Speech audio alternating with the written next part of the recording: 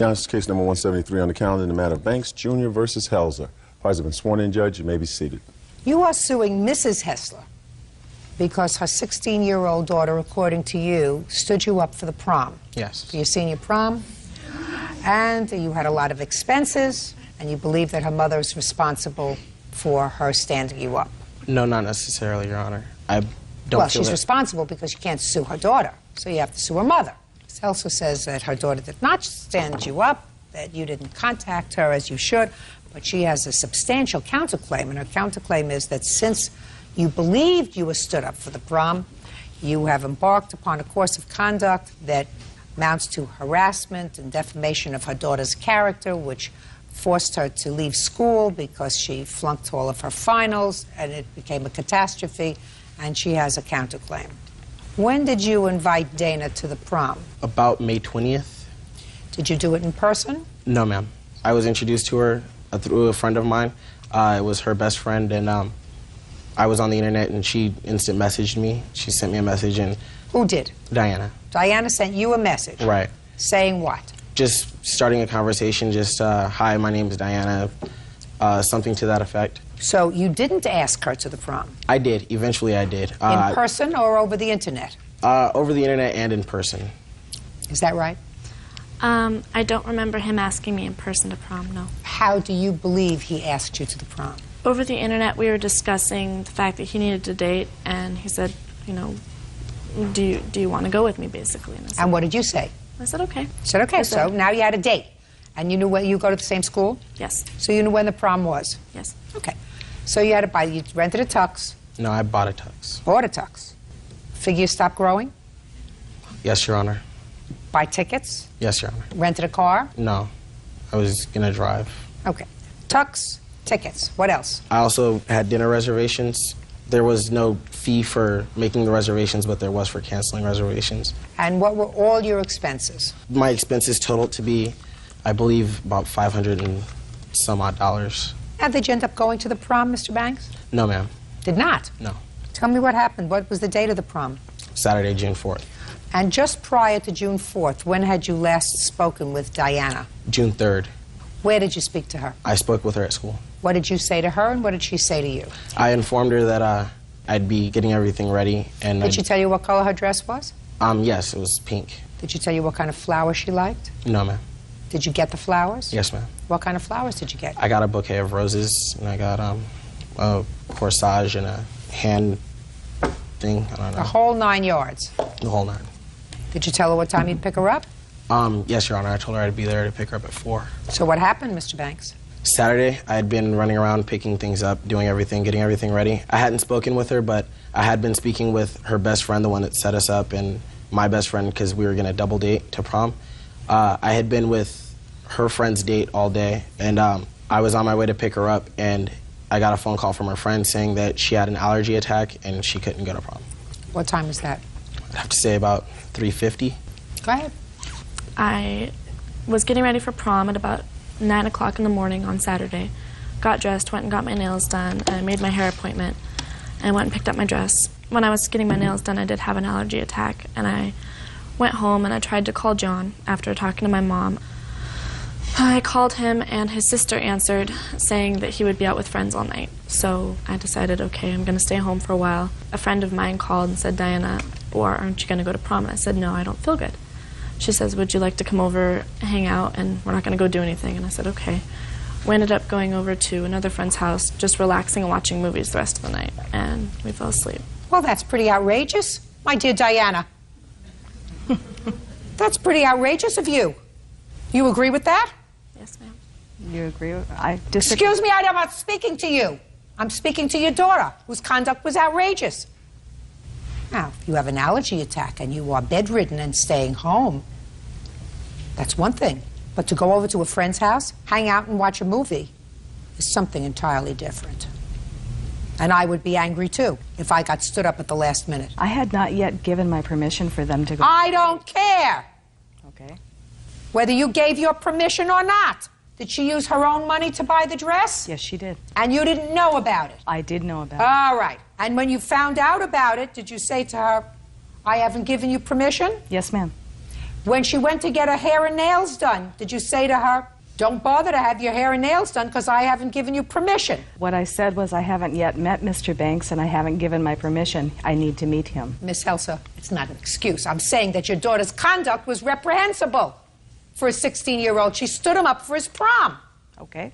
And she stood him up not because she was sick, because she decided she didn't want to go. And she went to a friend's house and hung out with friends. And that is reprehensible. Is that what you did? No. Is that what you did? That is what I did. You didn't know that? Did you stand him up because you didn't want to go, or did you stand him up because you went and had an allergy attack and then went over to Julie's house?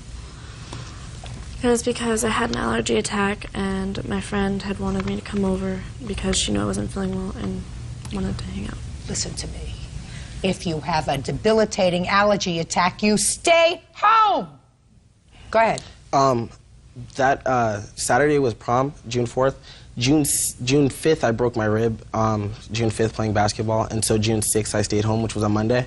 I called her best friend on the phone. We talked about it because she felt bad as well because she set us up together. And I decided to call Mrs. Helser, and we spoke on the phone for a while. She was a really nice lady, and she also felt that what she did was inappropriate. And I know that she's not legally obligated to pay me back because, you know, it's an agreement to go to a social event and that's not a contract. However, her mother being of age and me being of age, she did make a verbal contract over the phone, and I have a witness here. Her best friend is here to testify because she was on the phone when I called her. What did her mother say? We spoke about what Diana really did on prom night. Well, what did you say to her mother? Her mother's here. She's a party. You can tell me what you said to her mother. I told her that I had an agreement to go to prom with her, and she informed me that she was aware of that Diana actually had an allergy attack, and I told her no, that Diana actually decided to spend the day with her boyfriend because I guess apparently she got a boyfriend that morning, and he asked her not to go. She got a boyfriend that morning? Yeah, Saturday morning she got a boyfriend, and she decided, and he asked her not to go. So, you know, and that's perfectly fine. But Are you saying that somebody knows that? That you have a witness here? That I was on the phone and that she told her that? Yes, I have a witness here. I'd like to see the witness. Kayla. Judge Judy continues in a moment. She told me she had spent the night at her boyfriend's house. What boyfriend? His name is Jason. Did you tell your mother that? Look at me. Did you tell your mother you were going to spend the night with Jason? Real cases, real people. Judge Judy. 18-year-old John Banks Jr. says 16-year-old Diana Helser stood him up for his prom. Diana and her mother Lori are countersuing for the cost of summer school classes and defamation of character.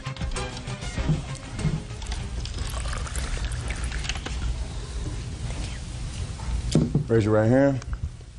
Do you swear to tell the truth in these matters? Yes. State your name for the record. Kayla Brett. Kayla, are you a friend of hers? Not anymore, but I was. Were you the girl who was supposed to double date with them? Yes. You had originally set them up? Did you have a conversation with Diana with regard to why she didn't go to the prom with him? Yes, I did. I called her to make sure that she was ready to go because John was on his way, and she had informed me that she did not want to go. Did she say why she didn't want to go? She said she had an allergy attack, but as I continued to talk to her later on that day before my date came to pick me up, she told me that, or I think it was June 5th, that she told me she had spent the night at her boyfriend's house. What boyfriend? His name is Jason. So she said she spent the evening with Jason. Yes. Prom evening with Jason. Yes. She also had, there's a website called MySpace. I don't know if you're familiar. It's I don't do that machine. It's a website where you go and you can write journal entries on there, leave comments for friends, and post pictures up there. She had left a blog explaining what she had done that day, and she said that she was at a friend's house roasting marshmallows and she had spent the night there. That's basically confirmed that what she was doing, and I did have a conversation with her, and I was quite upset, and I told her everything, how messed up it was that she had done that. That's pretty messed up. Did you tell your mother that? Look at me. Did you tell your mother you were going to spend the night with Jason? I told my mom I was going to spend the night over at Julie's, and I told my mom that we were going over to Jason's to watch a movie. And your mother just said the word Julie. I never heard your mother say Jason. Your mother was whispered to you, you went to Julie's. I did go to Julie's, ma'am. We went over to Jason's, who was not my boyfriend. Just a second. So from Julie's house, you went to Jason's house. Mm-hmm. Didn't have an attack in between getting from Julie's house to Jason's house, did you? They're neighbors, no. Didn't have an attack between Julie's house and Jason's house, did you? No, ma'am. And she did call me and checked in, and she called at midnight and let me know that they were just about to finish up a movie and that she would be back at Julie's by 1. When you spoke to Mr. Banks on the phone 2 days later, did you tell him that you would compensate him for his expenses? No, ma'am, I did not. What did you say to him? I said I needed to see receipts. So you did discuss expenses? We discussed expenses. Fine, and you said I needed to see receipts. Before I would even consider a discussion. I don't believe you. Seriously. I don't believe you. Yep, I believe that you said to him, I will pay those expenses, but I have to see receipts. I have emails here where he's saying that I agreed to pay $270 for prom tight. Diana said, quote, Diana said she's going to pay me $270 for prom. Hit me up. And then to Kayla, who responded, I say $300 even. What's an extra $30? Listen to me.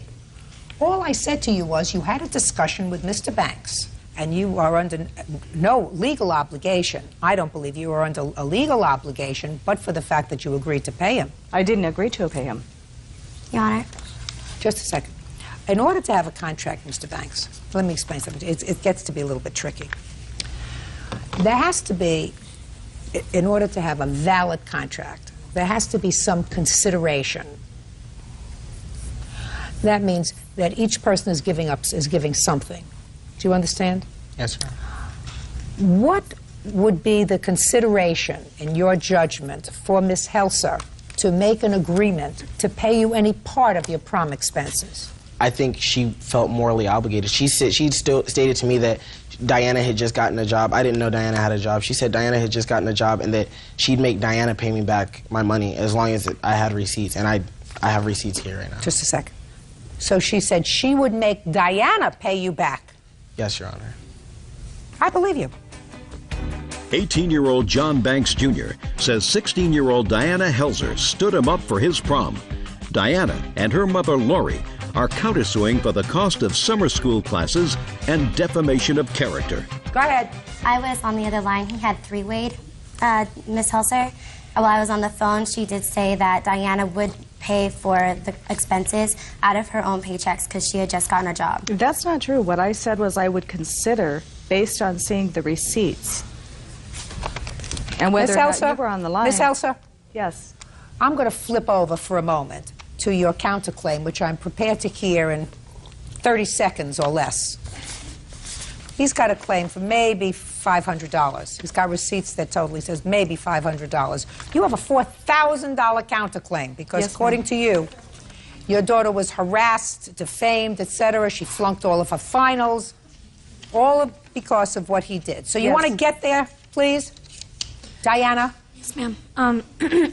Start with the ad.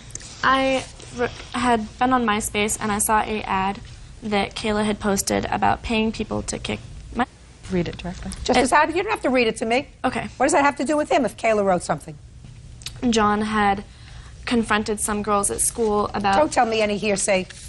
I don't want to hear any hearsay. See it.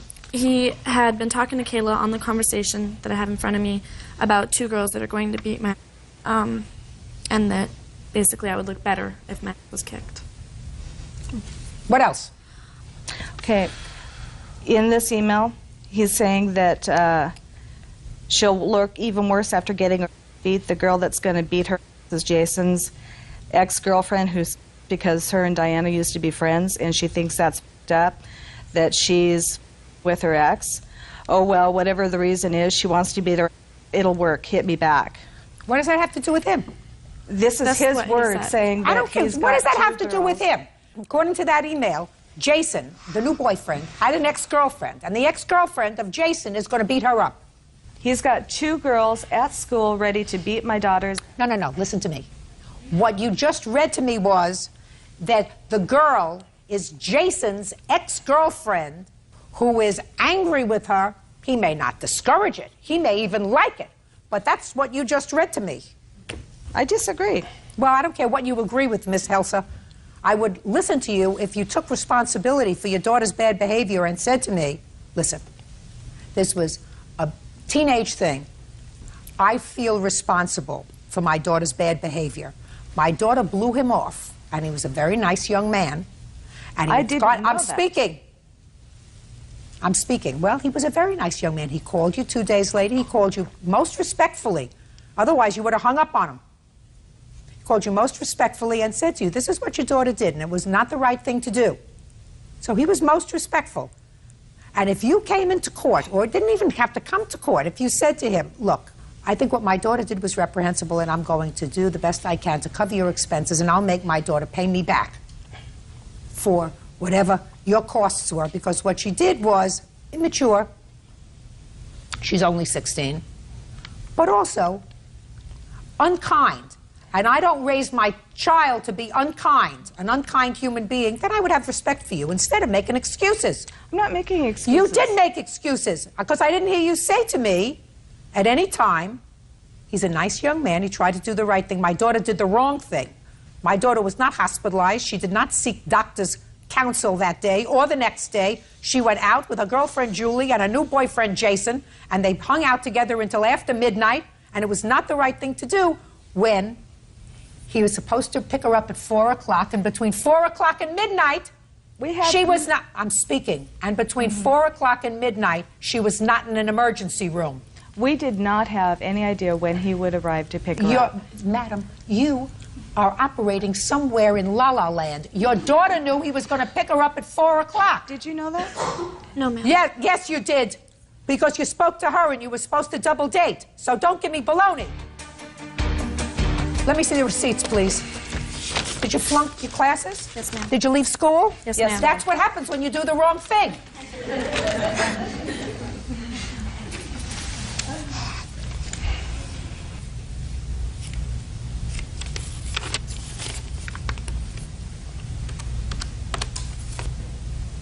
You didn't give the flowers to anybody else, did you?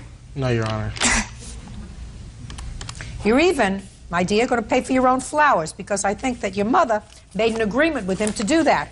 Judgment for the plaintiff in the amount of $415. That's all. Thank you. Parties are Counterclaim is excused. dismissed. You may step in the room, please. Your Honor, this is case number 167 on count in the matter of Mahaffey versus Strawn. Parties have been sworn in. You may be seated. Ladies, have a seat. Mr. Mahaffey, the defendant is your mother-in-law. You are currently separated from your wife. I assume this is your wife. Yes. And you have one child together. Yes, ma'am. I gather from your complaint that you, your wife, and your baby were living with Miss Strawn in her home. Yes, ma'am. And then there was some altercation involving you and your wife and your baby. You claimed that you left, and after you left, Miss Strawn burned your clothes. Yes. Miss Strawn says she did not burn your clothes, she put them out on the curb. Is that right? Yes, ma'am. When did your daughter and her husband live with you? From when to when? They're going to be married 2 years in September. Pretty much the whole time they've been with us. And when did you leave? May 23rd on a Monday. Tell me what happened. I had my mother pick me up from work. Did she always pick you up from work? No, ma'am. Why did she pick you up on the 23rd of May? I had no ride at the time. Okay, she picked you up from work and dropped you off at your house? My house was at her house at the time. I got there, and I asked my mother if she wanted to see our son, Ethan, and I told her to wait 1 minute. I went up to the front porch after arriving at the house. Why did you tell her to wait? Don't they get along? To some extent. There's been some problems, arguments. There'd be no reason why she couldn't have came in. Okay, go ahead. I went up to the front porch, and what I saw was Ashley and a couple of her friends smoking marijuana on the front porch, and my son was running around in the middle of them. Where was your mother-in-law? She was at work at the time. Is this the first time that you saw your wife smoking marijuana in front of your son? No, ma'am. Was this a frequent occurrence? Yes. My daughter did. That's my pod. Don't shout out again. I let you do it once. Okay. But don't do it again. Thank you. Go ahead. Put your hand down. After seeing what I saw, I had asked for Ashley to ask all her friends to leave at the time. Well, you probably got angry. If what you say is true, you probably didn't just ask. You probably got angry and you were shouting. Yes, ma'am. Okay. So you were shouting, and what did you do? I told her I was going to my mother's house to stay for a little while, so I had picked my son up, and I did not want him to be around You picked him up and you walked outside with him. Yes. And you went to the car. Yes, ma'am. Okay. What happened next? I asked my mother if we could come over there and stay for a day or two. She said that's fine. We had left and went to the house, and when we arrived at my mother's house, Ashley had called me and told me to give her back her son. And I said, not with you smoking marijuana around him. Until you can stop, then you can call me. All right. Miss McCafferty, I'd like you to stand up, please. You remember going over to the Strawn house on the 23rd of May? Yes, ma'am. When you went over there, when your son came back, he came back with your grandson. Mm-hmm. Can you tell me what he said to you when he came back? He simply stated that they were up there smoking marijuana and he didn't want his son around it. And Did he use the word marijuana? No, ma'am. Pot. Okay. And asked me if he could come over to the house and stay and bring the baby, which at that point I told him yes. Okay. Keep going, Mr. McCaffrey. After we arrived at the house, Ashley had called me, and she told me to bring back the baby. And I said, no, not with you smoking. And after that, she had hung up on me. And I had called Patty at work, and I had told her what she was doing because before I had called her, Ashley had already called her at work and said that I had kidnapped our son. Well, that's not possible. And after that, I talked to her for about 20 minutes or so, and she said, why are you doing this? Ashley does not smoke. She hung up. Ms. Strawn, are you thoroughly convinced that your daughter doesn't smoke marijuana? Well, actually... Just answer my question. Thoroughly convinced? Yes. All right. There's a very simple way to find that out, Ms. Strawn. She's been tested. They turned her into defects. Has she done a hair follicle test or just a urine test? The urine test. She passed 5. Just a second. Has she done a hair follicle test? Nobody suggested it. Very easy. We can take care of that. Well, you'll have to do it to him, too, because he's bad as she is. No, just a second. I'm not interested in him right now. I'm interested in your daughter. Urine test is nothing. But a hair follicle test will demonstrate when you smoked, how much you smoked, and it stays in the hair follicle for up to a year. So you understand that if I order a hair follicle test, if your daughter consents, the results of that test can be sent to any domestic relations court when there is an issue of custody and or visitation. You understand that? Yes, I do. Now go and discuss with your daughter whether she's prepared for us to take a sample of her hair and send it to our laboratory. Go ahead. Like go I ask said, her. ma'am, if you go, do it to him, too. No, he's not an issue. Good. Yeah. Fine, we'll do that. At the conclusion of the hearing, we'll do that. Well, what does that have to do with what the case is about, ma'am? Well, it has a great deal to do with the case, madam, because what you're saying is that your daughter doesn't smoke marijuana, therefore the story that he just told me about going up to the porch and seeing her is a lie. That's what you're telling me. Yes, ma'am. And I'm saying, well, there's a very easy way to figure that out. It has nothing to do with whether he smokes marijuana or not. It's whether your daughter did, and you are committed to the fact that she does not. Right. You want to smoke dope, that's your business, but don't smoke dope in front of your child. I don't, ma'am. Or be around friends who do. We weren't smoking pot, ma'am. What were you doing? Sitting there talking, and he took the baby without a car seat and left. And then at 6 o'clock in the morning, told me to come get him. Does he smoke marijuana? Yeah, he smokes crack, too. Just a second.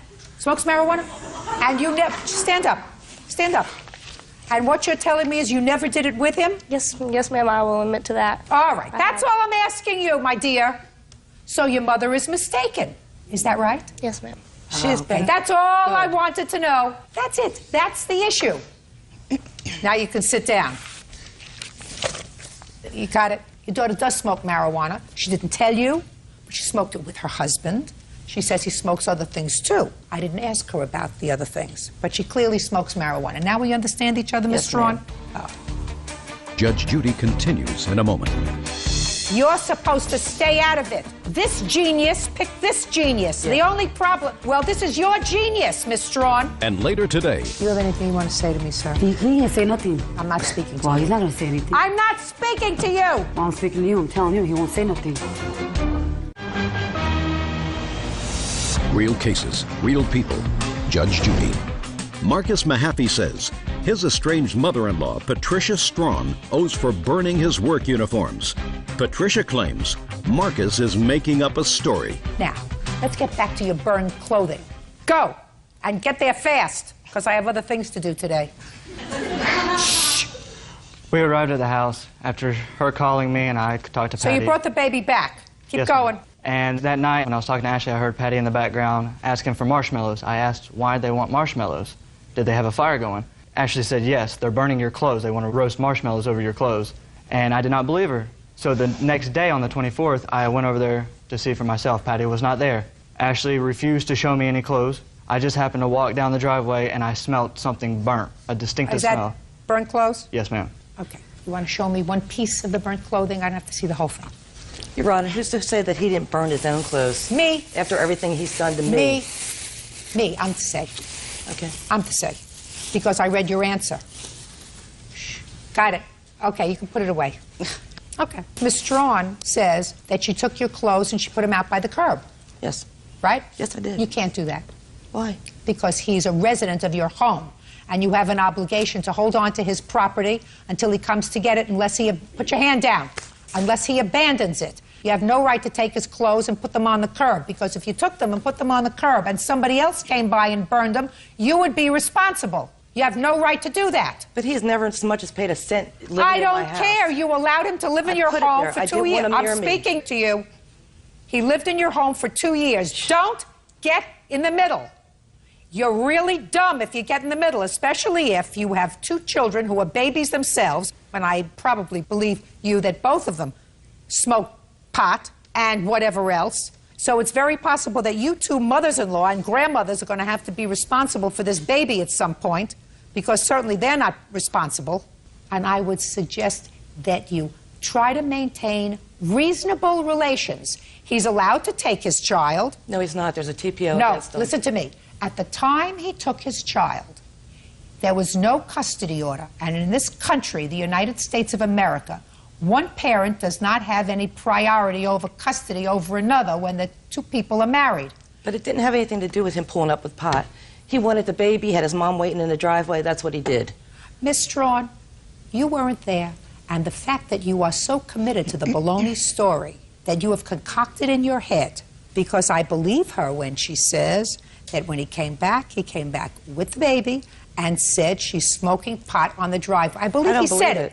You don't believe it? I don't, ma'am. That's your problem. In any event, you have to pay for his clothes. How much were the clothes worth? The total for the uniforms was $508. What kind of uniform?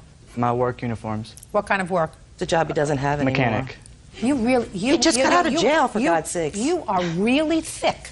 You're really thick. You're not paying attention to what I'm saying to you. I'm paying attention. No, you're not paying attention to what I'm saying to you. What I'm saying to you is you're supposed to stay out of it. This genius picked this genius. Yeah. The only problem... Well, this is your genius, Miss Strawn. If he's no bargain, that's her problem. This genius belongs to you. She made a baby with him. He's not going to be out of your life. And that doesn't give you the right to vandalize his property. Judgment for the plaintiff for the amount of $508. That's all. Parties are excused. You may step out.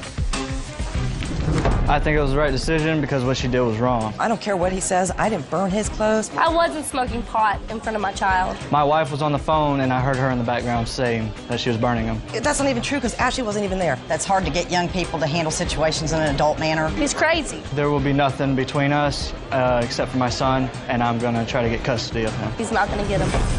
And now the next case. All parties in the matter of Nuno versus Torres. Step forward, please. Juanita Nuno is suing her daughter, Carolyn Torres, for a loan to bail her grandson out of jail. Juanita says she may lose her home to foreclosure. Ms. Nuno, this is your daughter, and according to your complaint, you made your daughter a series of loans. She hasn't paid you back. Your daughter says, yes, it's true that you gave her some money. They were gifts. You do that to all your relatives, and you're singling her out for repayment of these gifts because she had a fight with your other daughter. Is that right, Ms. Torres? Yeah, that's right. What did I just say? That I owe her money, I guess. I don't know. Yeah, I don't know. They're gifts. To me, they're gifts. I heard what you just said. Are you okay? Yeah, I'm okay. Did you have anything to drink today? No, I don't drink. You use any drugs today? No, I don't. Well, then explain to me what your problem is, Ms. Torres. I don't have a problem. Who is that? My kid's father. Do you live with him? When I want to, I don't know, when I want him there, I guess. Step up, sir. What's your name? Anthony Torres. How long have you been with Miss Torres? About 20, 21 years, off and on. Do you work? Yeah. Does your wife suffer from a disability? No. Well, is there something wrong with her today? She seems to be out of sorts today. Well, because I don't think she should be suing me, that's why. Why did you agree to come here? I don't know. Did you discuss coming here with your wife, Mr. Torres? Yeah. Why did she come? Because it's a lawsuit and she needs to come. Juanita Nuno says her daughter, Carolyn Torres, owes for a loan for bail. Juanita says she posted her grandson's bond after he was arrested for burglary. Now, if you've been with Mrs. Torres for 20-some-odd years, then you are the father of this young man who got himself into trouble last year? Yes, I am. And the first loan, according to you, Ms. Nuno, was for bail for your grandson. Yes, it was. What was he arrested for? The jack broke into a school. So he was arrested for burglary? Yeah. Did you call your mother and ask her for bail? Yeah. What did But you say he called to her? her first, though. He called and I called after. Who called? I think my son called first, and then my niece called me, and then I called her back. And when you called your mother, what did you say to her? Bail him out. I don't have the money. And what did she say to you? She said, what happened? I explained to her what happened. The jack broke into a school, so can you bail him out? She does everybody else, so I figured she'd do him. Why didn't you bail him out? Like I said, I don't have the money. Well, how do you support yourself? By his child support checks. Well, you live together. Why does he send you child support Well, checks? when I want to get, I'll call him. He doesn't really live with me. Miss Nuno, you really expect her to pay you back? Yes. From what? She applied for Social Security, and she was supposed What was to... the nature of her disability? She has arthritis in the spine. That's inherited. It comes down the line. All of us have it. So she applied for Social Security disability. Yeah. And they were going to grant it to her. All she needed to do was take a physical exam. So you expected her to pay you back out of her disability from the government? Well, not only from that, but from my son-in-law. And I believe him because he never lies. Well, did he promise to pay you back? He said he would pay me back. He would pay the bonds people. So that would be good enough. Is that right, sir? Yeah, that's right. So why didn't you pay her? I intend to, I just haven't had the chance to do it. It's a year and a half ago, almost 2 years. When are you going to do it? As soon as I can. So after they didn't pay you the $1,600, 6 months later you gave her another $2,000. You want to tell me why? Because I beat her daughter. That's why. That's exactly what happened. She lent me money to move out because I beat her daughter for stealing my child support check. No, Judge Judy. Yes, that's what happened. I billed Anthony out in November. You got $1,600, Ms. Nuno. What's the $2,000 for? For getting me out of her house. I was staying with her for 2 months.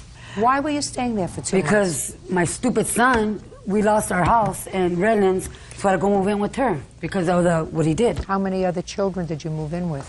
5. How old are your children? 15, 14, 10, and 3. And my son, Anthony, that's 18. He's 18. You have a 3-year-old child? Yes, I do. How did you, with your terrible disability, have a 3-year-old child? I guess. I don't know how. Well, how else am I going to have a kid?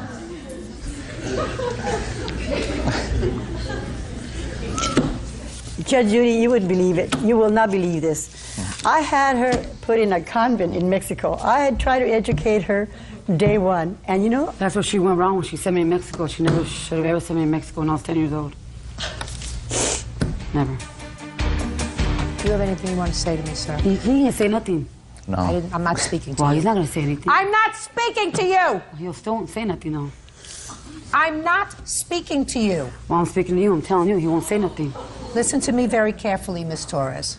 You've already shamed yourself in front of a lot of people. I don't care. You have a 15-year-old, a 14-year-old, a 10-year-old who can all understand everything that's going around them. I feel very sorry for them, and I guarantee you that if you live alone with your children now, I'm putting in a call to social services to go and monitor your home if these children are in fact living with you. Are they living with her? Are the children living with her? Yeah. Well, somebody's going to monitor it. You're not there, is that right? Most of the time, no. Listen, Miss Nuno, there is no question in my mind that having spent 10 minutes with your daughter, you had no reasonable expectation that that $2,000 was going to get repaid to you. Maybe the bail money, because you say that you had confidence in your son-in-law, and he says that he agreed to pay you back and he just hasn't gotten around to it yet. Mr. Torres, you have to find something to do with your time other than make children, sir. You have enough children. You have 5 children. And based upon what I've heard, you're not doing too well. And neither are your children. So you have to find some other way of occupying your spare time, like getting a second job, so you can support everybody, so they can all live together and not scam the government anymore. Do you understand me, Mr. Torres? This is all one huge scam you've been living with her. Judgment for the plaintiff in the amount of $1,600. That's all. Step out. Parties are excused. You may step out. This one. Started a fight. Now, it's case number 161 on the calendar in the matter of Barrows, Mountjoy versus Mountjoy. Parties have been sworn in. You may be seated. Folks, have a seat. Miss Barrows, this is your fiancé, is that correct? Correct.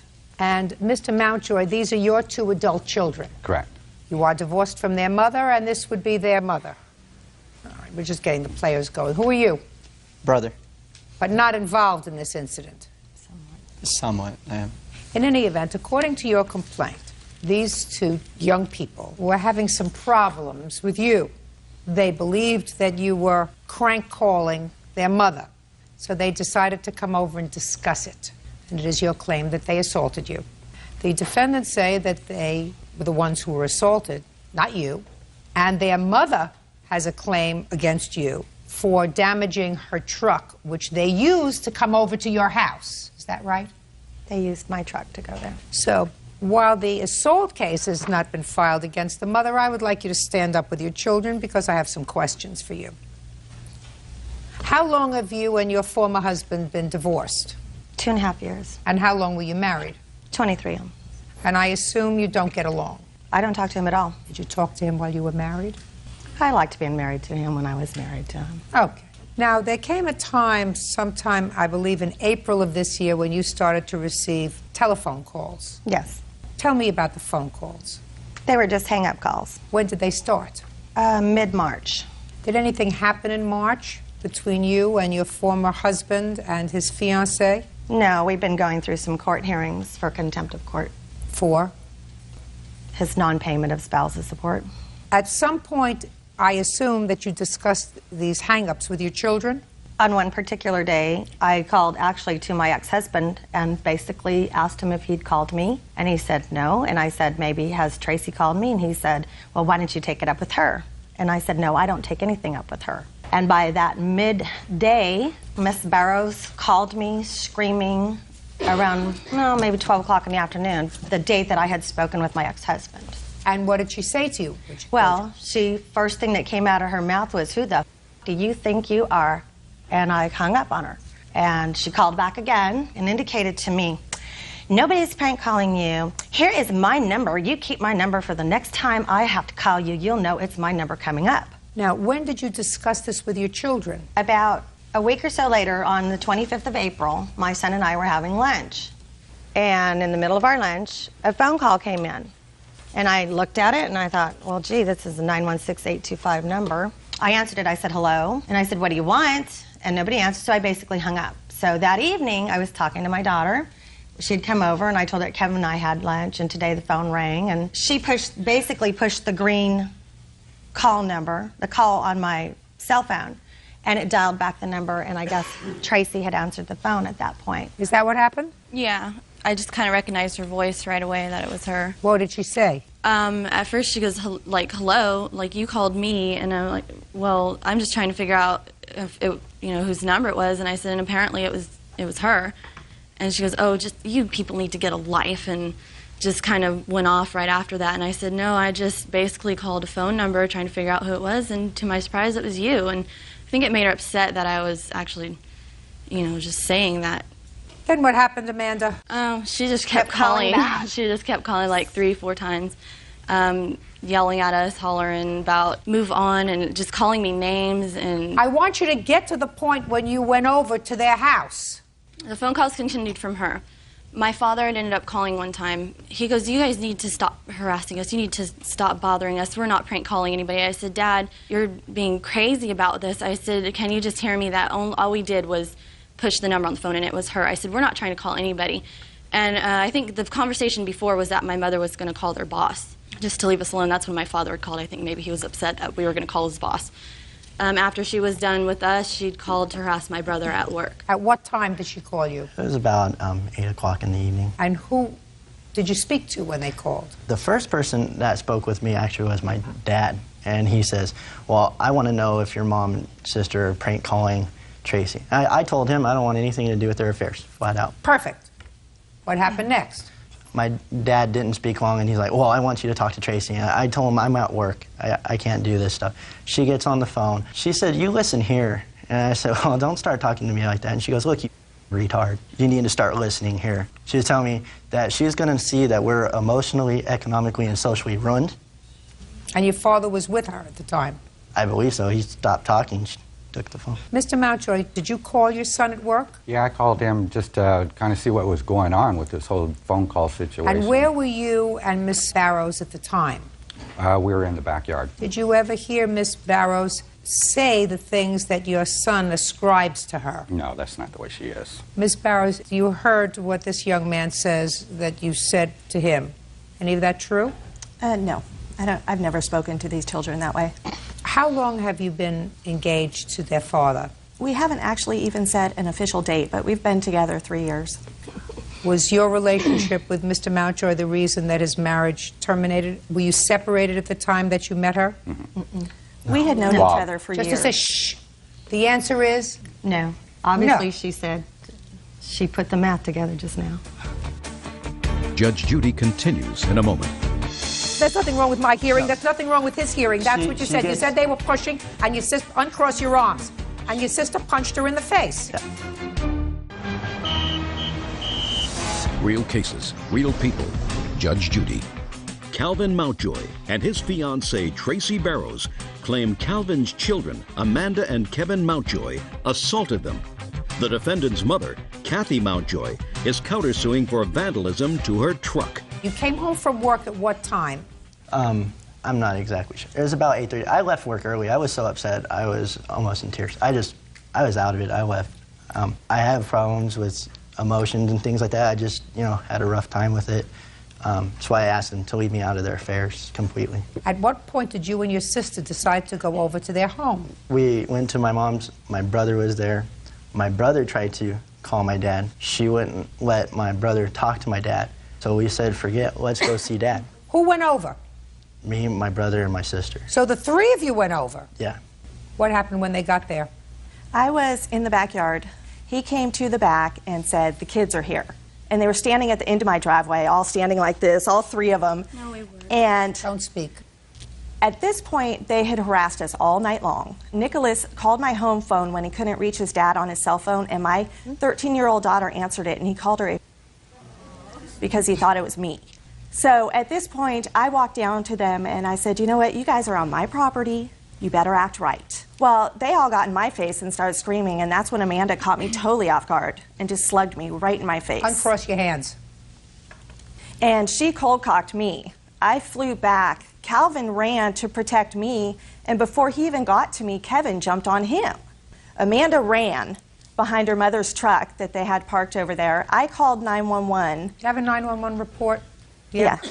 I see it, please. It's attached to the restraining order that I got against Amanda.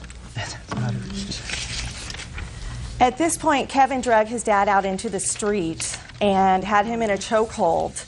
Nicholas intervened and pulled Kevin off of his dad. Well, then Nicholas turned on his dad, and his dad's trying to fight both of them off. Everyone's running around. It was just pure pandemonium. It was crazy. Did you have any injuries as a result of this? My eye was bruised, my lip was fat, my nose was bleeding. Did you take any photographs? I have one photo of my face 3 days after. I'd like to see it. And we also have phone records proving that we never called them. I'd like to see your cell phone. I have mine and Calvin's phone records going all the way back to February. I'd just like to see April. You have your phone records? No, we don't have paper phone records. Okay. Now, what was the number, Miss Mountjoy, that you say came up on the phone? Or I don't call them. I don't know the numbers by heart. If I had my purse with me, I'd be able to look at my phone and indicate which phone. On the 25th of April, 209-506. Who is that? It's me.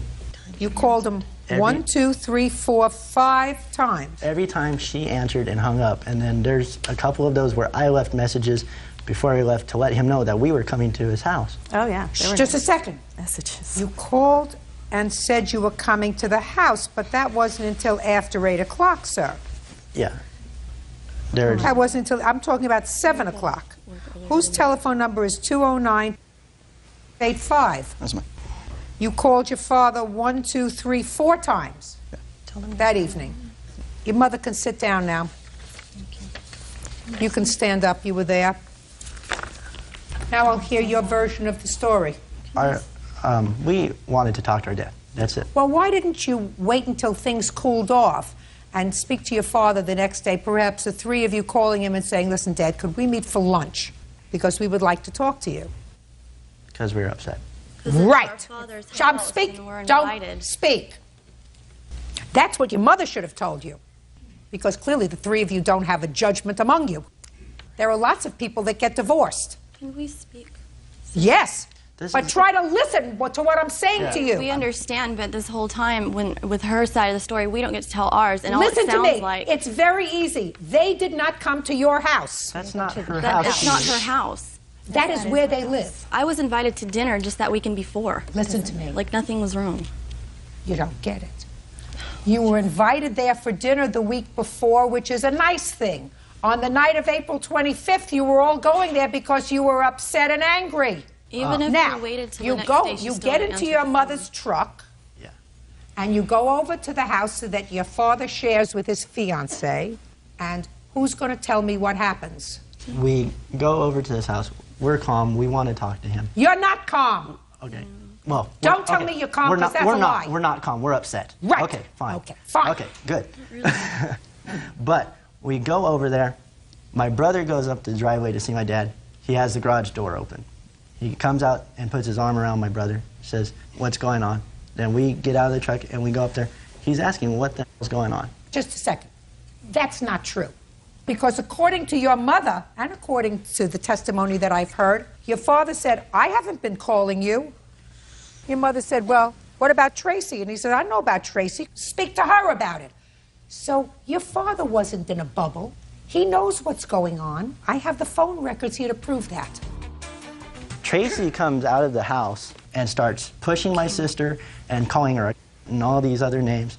My sister's getting pushed. My sister pushes her back, and she punches Tracy in the face. No, I Well, Don't speak. I'm not talking to you now. And So far what we have is the two girls pushing each they're other. pushing each other. Yeah.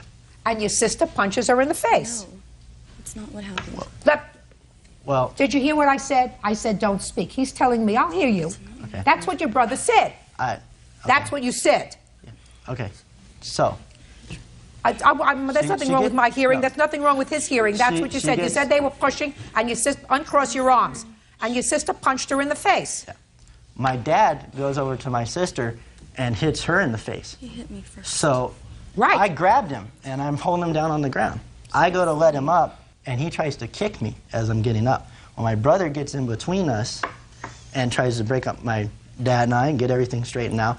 Well, my dad's chasing me back to the truck, so my brother gets in between to break us up. My dad tries to grab my brother and pick him up, but he can't. So my brother picks him up and throws him to the ground. My dad is screaming and yelling and kicking the truck. He has my brother pinned up against the truck. The cops come. The cops tell us nobody's pressing charges, just don't have anything to do with each other anymore. Everybody agrees. We're not even 5 minutes down the road. Tracy already is calling my brother's cell phone and already called my mom. So actually, their dad had called them when they left. I called Kathy and left her a message because she never answers her phone, and I told her, you know that you caused all of this. Just a second. Well, if you left her a message, it would be on the machine. Where's your cell phone? Where's the machine? My cell phone. I erased all the messages from Why her. did you do that? I didn't know it was going to come to this. What do you mean you didn't know it was going to come to this, madam? You alleged harassment on the telephone, and you have something that would clearly support your statement that you've been harassed on the telephone and you erased the messages? You're too smart for that. Now, I'm going to ask you a couple of questions. How could you have avoided what happened that evening? turned our phones off. No. How could you have avoided what happened that evening? What she wants to hear is, we shouldn't have went. Right. That's not right. That's right. That's what could have avoided all this stuff. Because the fact that you live with your mother, and your mother is angry that your father is no longer there, clearly impacts upon the peace in your home. But that's an old story. That's a story that, put your hand down, that I've heard for 30 years. The question is, if you wanted to avoid trouble, you shouldn't have gone over there that night. So it was your fault. It was, no, Miss Stupid over here doesn't think it was her fault, but I'm telling you it was your fault. We can't even call him, even if we Listen did call to me. to have dinner with him the next day, she would answer it. No. Your father is not retired and he's not in a convalescent home. He has a job. No, she works there. She answers the phone. She answers the phone? Yeah, she's the secretary. She's the secretary. Direct line. Just a second. So you, just a second. And I'm not a secretary. What are you? Do you have, let me tell you something. He doesn't love your mother anymore. Get over it. That doesn't mean he doesn't love you. He doesn't. That doesn't mean he doesn't love you. He doesn't want to see us anymore. That's basically what I want to hear. You are so fixed and so limited that it's going to be impossible for anybody, including me, to get through to you. The only thing I can say to you, the three of you together, is if you had not gone over there, stop playing with yourself. If you had not gone over there riled up on April 25th, this whole thing would not have happened. If you had taken a deep breath, counted to 10, and said, tomorrow, if I want to talk to my father, who looks like a very nice man. You look like a nice man. If you don't think he's a nice man, that's up to you. Nice, don't have anything to do with him anymore. But don't go over to his house at 9 o'clock at night where he lives, belligerent, upset, and the first blow that was thrown came from her. No, that's what your brother said. No. That's what your brother said. That's not what she said. He hit me first. No, listen to me. That's not what your brother said. The only reason he restrained my father is because my father hit me first. I don't care if your father hit you. Well, I want to tell you something. If my 20-year-old daughter came over there in a belligerent way, I would have given her a good crack in the face, too. And I don't believe it because that's not what your brother said. So, I don't know, quite frankly, Mr. Mountjoy, what value it is, other than the fact that you've gotten it out of your system, it is to sue them. Can I give you monetary damages? Sure. Can I say to you, you've been vindicated that they were stupid to come over there that evening? Absolutely. On your lawsuit, each one of them is going to give you $10. And they've gotten my response to what they did. Now I'm going to deal with their mother's car. Their mother's car should never have been there, and if it was dented that night as a result of this altercation, then their mother's going to fix it. You're not going to fix it. So your counterclaim is dismissed. Go home. Parties are excused. You may step out. Yeah, this is case number 315 on the calendar in the matter of Greenfield versus Chamberlain. Parties have been sworn in, Judge. You may be seated, sir. Have a seat. Did you ever key anybody's car? No, not that I can remember. I was just kidding. No, never. Why wouldn't you key somebody's car?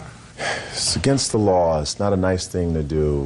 You wouldn't like somebody to do it to you. Heck no. All those things. That's right. More people here who key cars. According to your complaint, Miss Greenfield, Miss Chamberlain is the ex-girlfriend of your current boyfriend. That is correct. They have a child together. Yes. And you claim she keyed your car. Yes.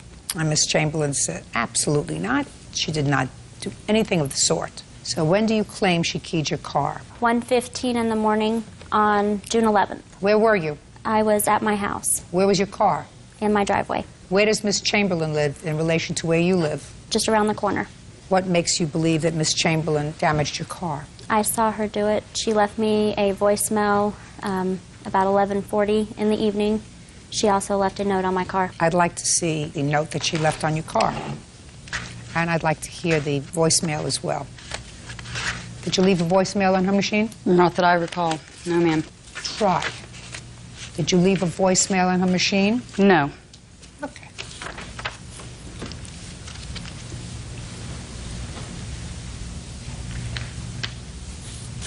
Is this your handwriting?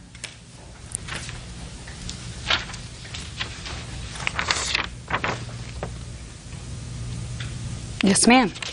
It is. Where did you leave that note? I did not recall leaving that on her car that day, but I do recall going over there, knocking on the door. She was very rude to me and shut the door. Listen to me. I just asked where you left this note.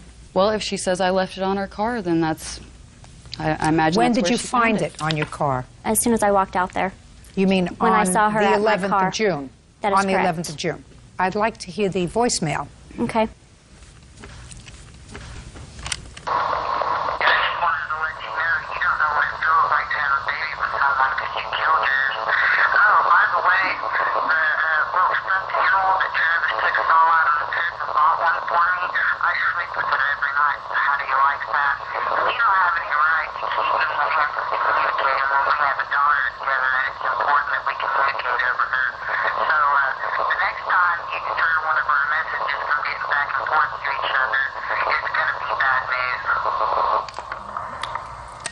Okay, so tell me what you observed on the 11th of June.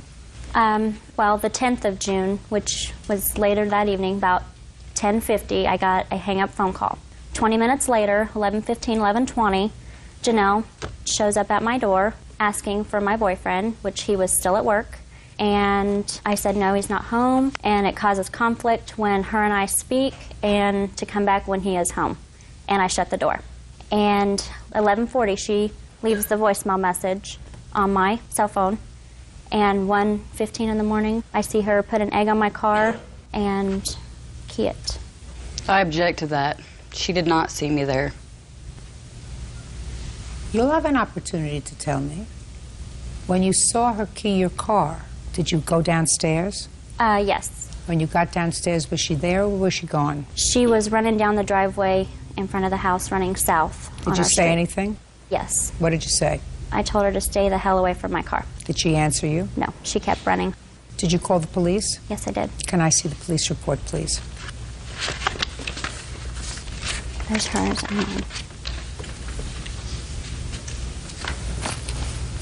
When did you make the police report? The next day? No, it was on the 11th of June. On the 11th, that day. Okay, now I'll hear you. June 11th. Mm-hmm. Go ahead. It was actually the 10th. Mm-hmm. That night I left for the grocery store. I cashed WIC vouchers. What time? I'm not sure. Whatever the police report says was on the receipt. It was late in the evening. I went to go get my baby some formula. I came back home. The police knocked on the door. I showed him my receipt. I was at the grocery store at the same time that she was accusing me of this. No, you weren't. Yes, I was. No, you weren't. Well, it takes time to get to and from. Let's be clear. You were not at the grocery store at the same time that she alleged she saw you in front of the house. Okay. Go ahead. But I did go to the grocery store that evening, return home, show him my receipt. Who else do you live with?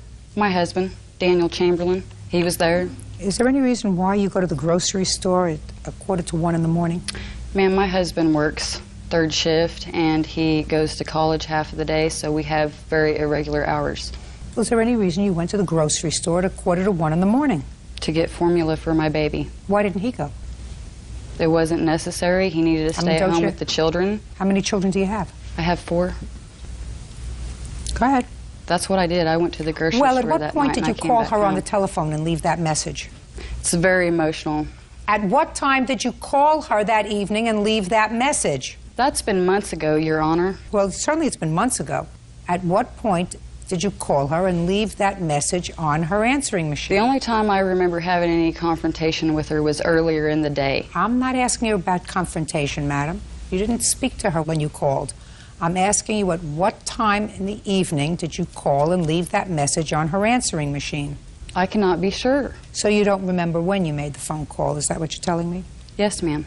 You do, however, remember putting this note on the car, because that's what you told the police officer. I don't recall putting that note on her car. Well, that's what you told the policeman who interviewed you. That is my handwriting. You told the policeman that you put this note on her car. That was directly after the incident, so if that's what I told him, yes, ma'am. Judge Judy continues in a moment. What the police officer found is that the bags that you showed them to explain that you were in the store, that despite the fact that it was raining very, very hard that evening, the bags were miraculously dry. And later today, I heard some commotion upstairs. We heard some screaming outside. My wife was screaming hysterically and my son, and I called up. I said, "What's going on?" And she said, "Pit bull attack." real cases, real people. Judge Judy. Jessica Greenfield says her boyfriend's ex, Janelle Sheindlin, keyed her car in the middle of the night. Janelle says it wasn't her. Okay, can I see your estimate to fix the damage on your car, please?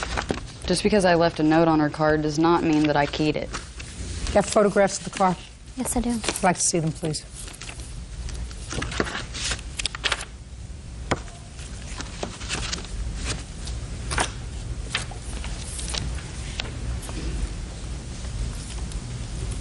Where on the car was the note? On the driver's side windshield. It was raining that night. I know. I retrieved it as soon as she left it there. So you went out immediately? Yes. Right. Because clearly the police who observed the note, this is just a copy of it. No, because the that police note was left earlier in the day, not that night when it was raining. I'm speaking. Yes, ma'am. Police officer observed the note. The police officer described its condition. It was, in fact, wet.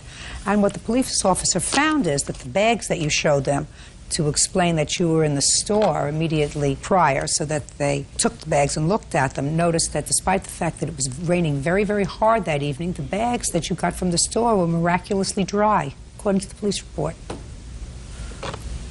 There are other ways of dealing with problems. I didn't key your car. I believe you did. Well, you're right. My judgment. You have the right to believe Absolutely right. Judgment for the plaintiff in the amount of $700. That's all. Parties are excused. You may step out. I believe that she's totally wrong. Judge Judy's a good judge of character. This woman's trying to deface me. We've had problems from the beginning. I believe this will be a continuing matter. She's got issues. And now the next case. All parties in the matter of Brady Taylor versus Henderson. Step forward. Neil Brady Jr. and his girlfriend, Kiana Taylor, are suing their neighbor, dog rescuer Shauna Henderson, for damages from a dog attack.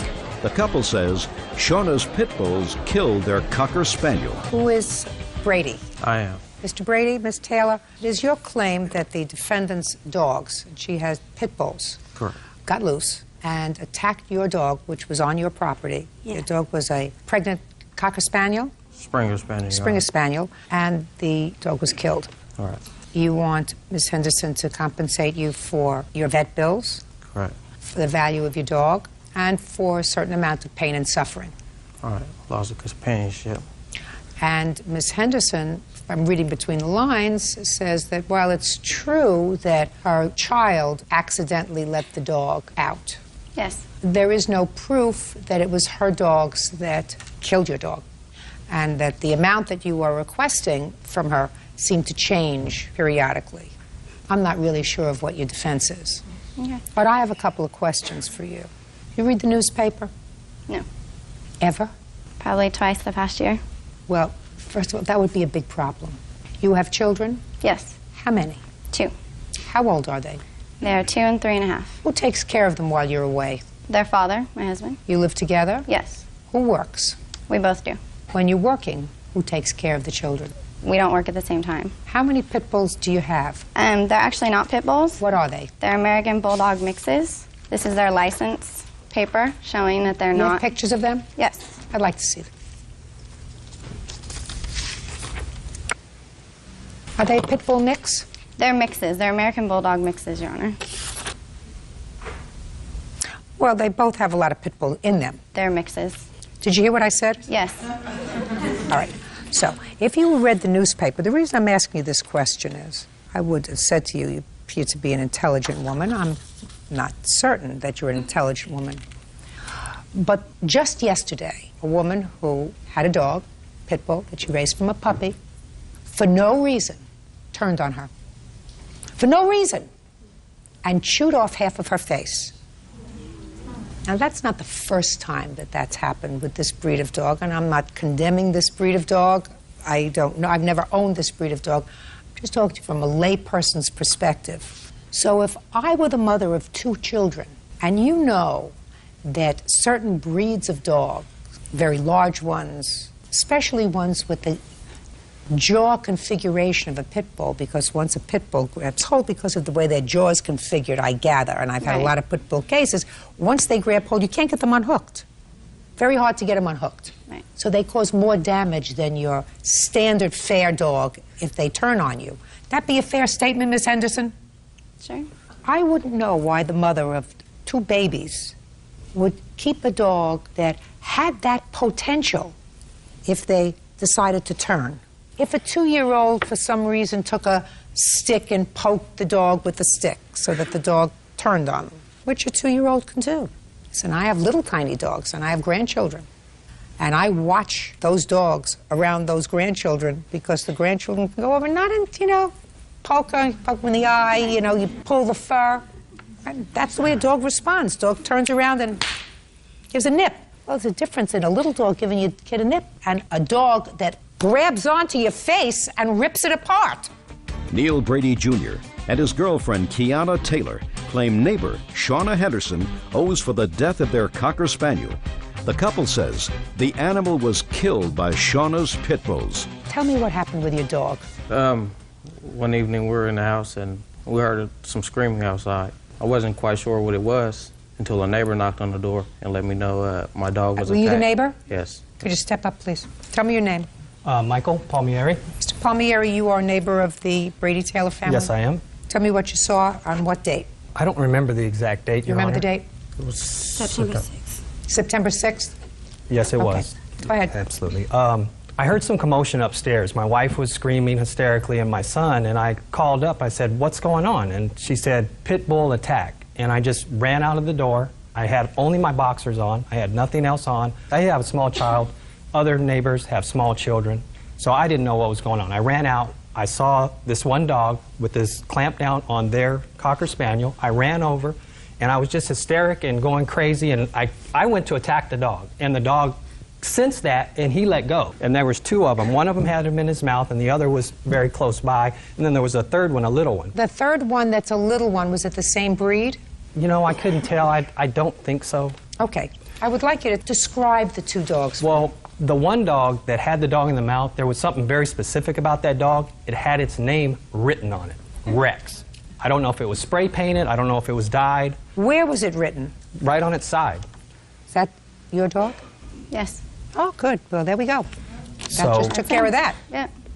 So after that, I got the dogs off, and I didn't know because I was trying to capture them. I didn't want the dogs to get away because this same situation happened with me about a year ago where I was taking care of a pit bull for a friend while he was away, and that dog got away and attacked a gentleman's small dog and killed it, and I got sued. And I have small children. I have a 3-year-old and a 1-year-old. And immediately after that, I said, "You got to come get this dog because I can't have this situation." They are very, very unpredictable.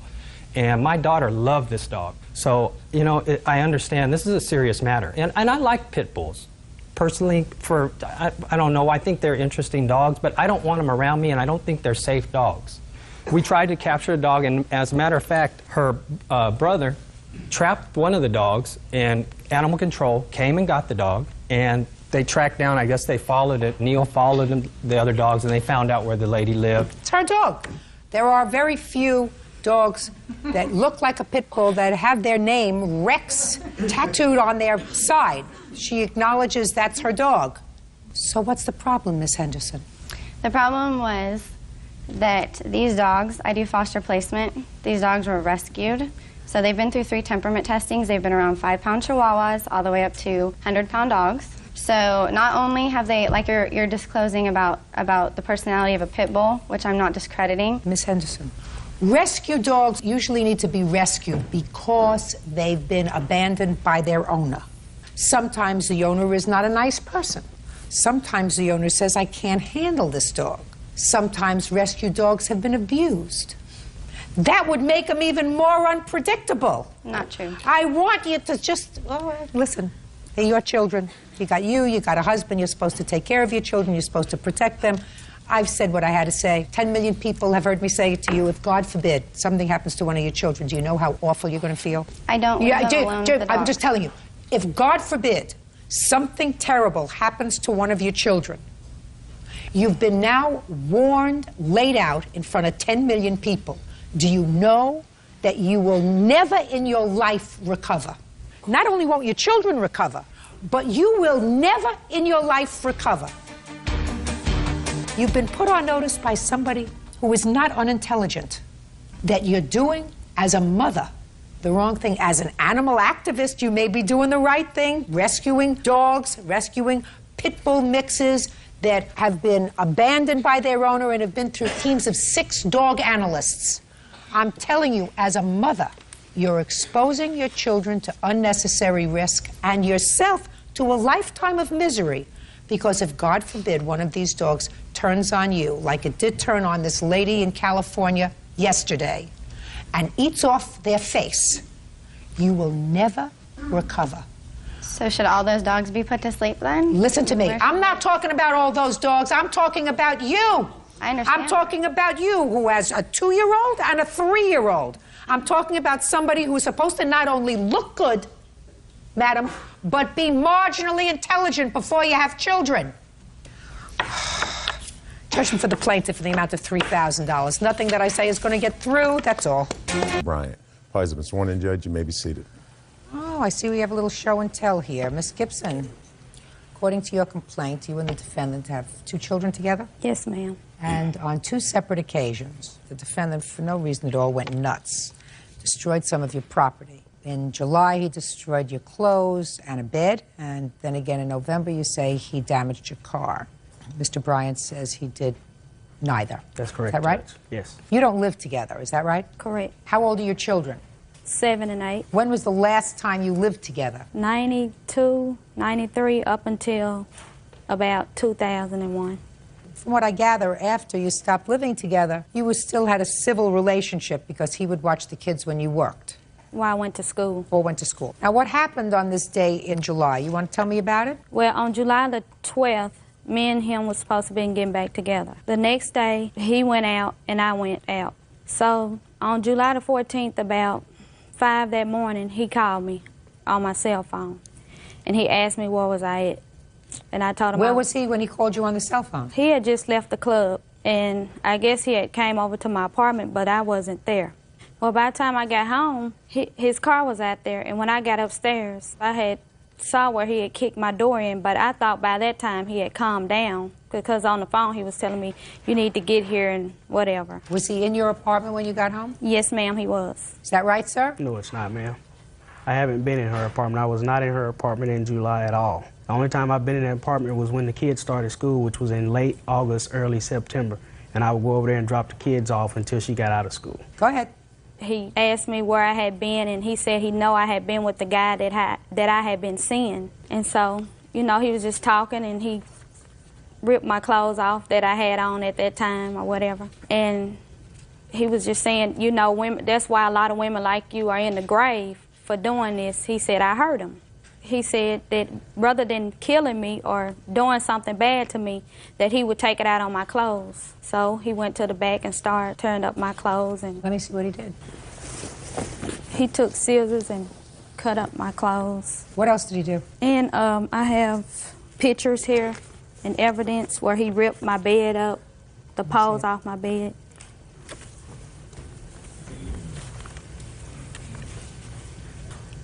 Okay. And he eventually left? He was still tearing up my stuff. At the time, one of my friends was living with me, and she came home, and she calmed him down, and eventually he left. You didn't report this to the police, did you? No, ma'am. I didn't report it to the police because my phone, I don't have a phone now. Don't give me an excuse. You didn't, is the reason. You didn't. Right, I didn't. There came a time in November when you say you had another incident with Mr. Bryant. You want to tell me about the other incident? Well, prior to that, before that, I put him on child support, and he's upset about that situation. Well, November the 6th, I go to school. It was a Wednesday, and that night I go to school from 6 to 9:50.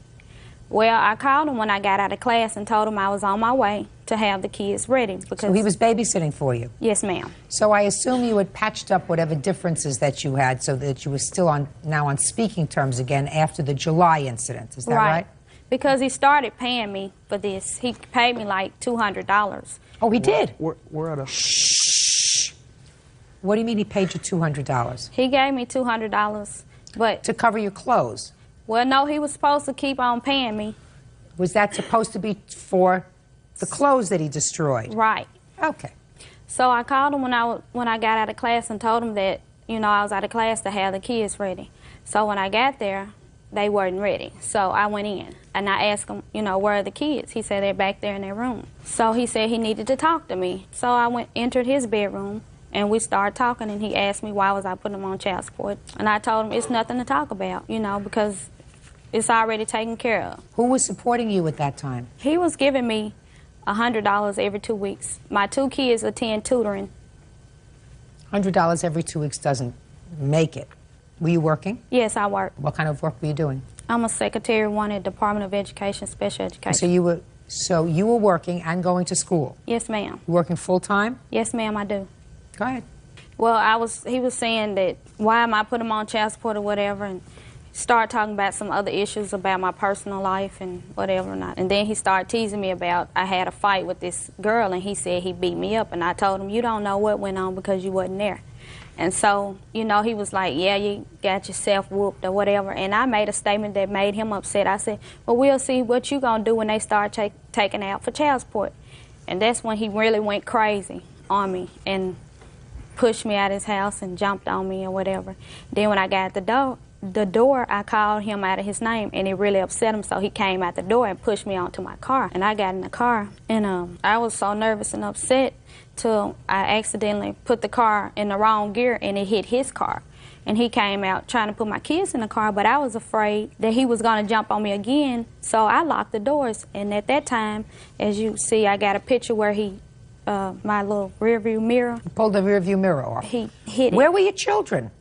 He had woke them up, and they were outside. They were outside seeing all this? Tell them where they were. They saw the end part of it. Tell them where they were.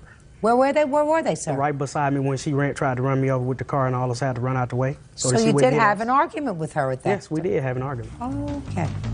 Judge Judy continues in a moment. He's still sleeping with me. If you know he's got somebody new, he's got a new child, and you allow yourself to be suckered in, right? That's your fault. Real cases, real people.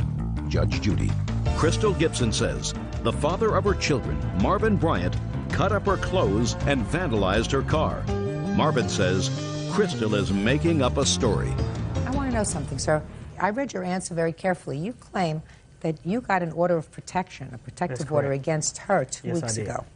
Tell me about that. Well, we did get into an argument. It was not about child support. Child support has been pending since August, July, and why would I wait till November to say something about it? It was not about child support. The argument was about, my kids told me about a lot of activity that's going on at her house, and I told her. Okay. Now, when you say you got an order of protection, was that after a trial? Did you have a hearing? Yes, we did. You did have a trial? Yes, we went to court for the order of protection. You have a copy of that order of protection? I'd like to see it, please.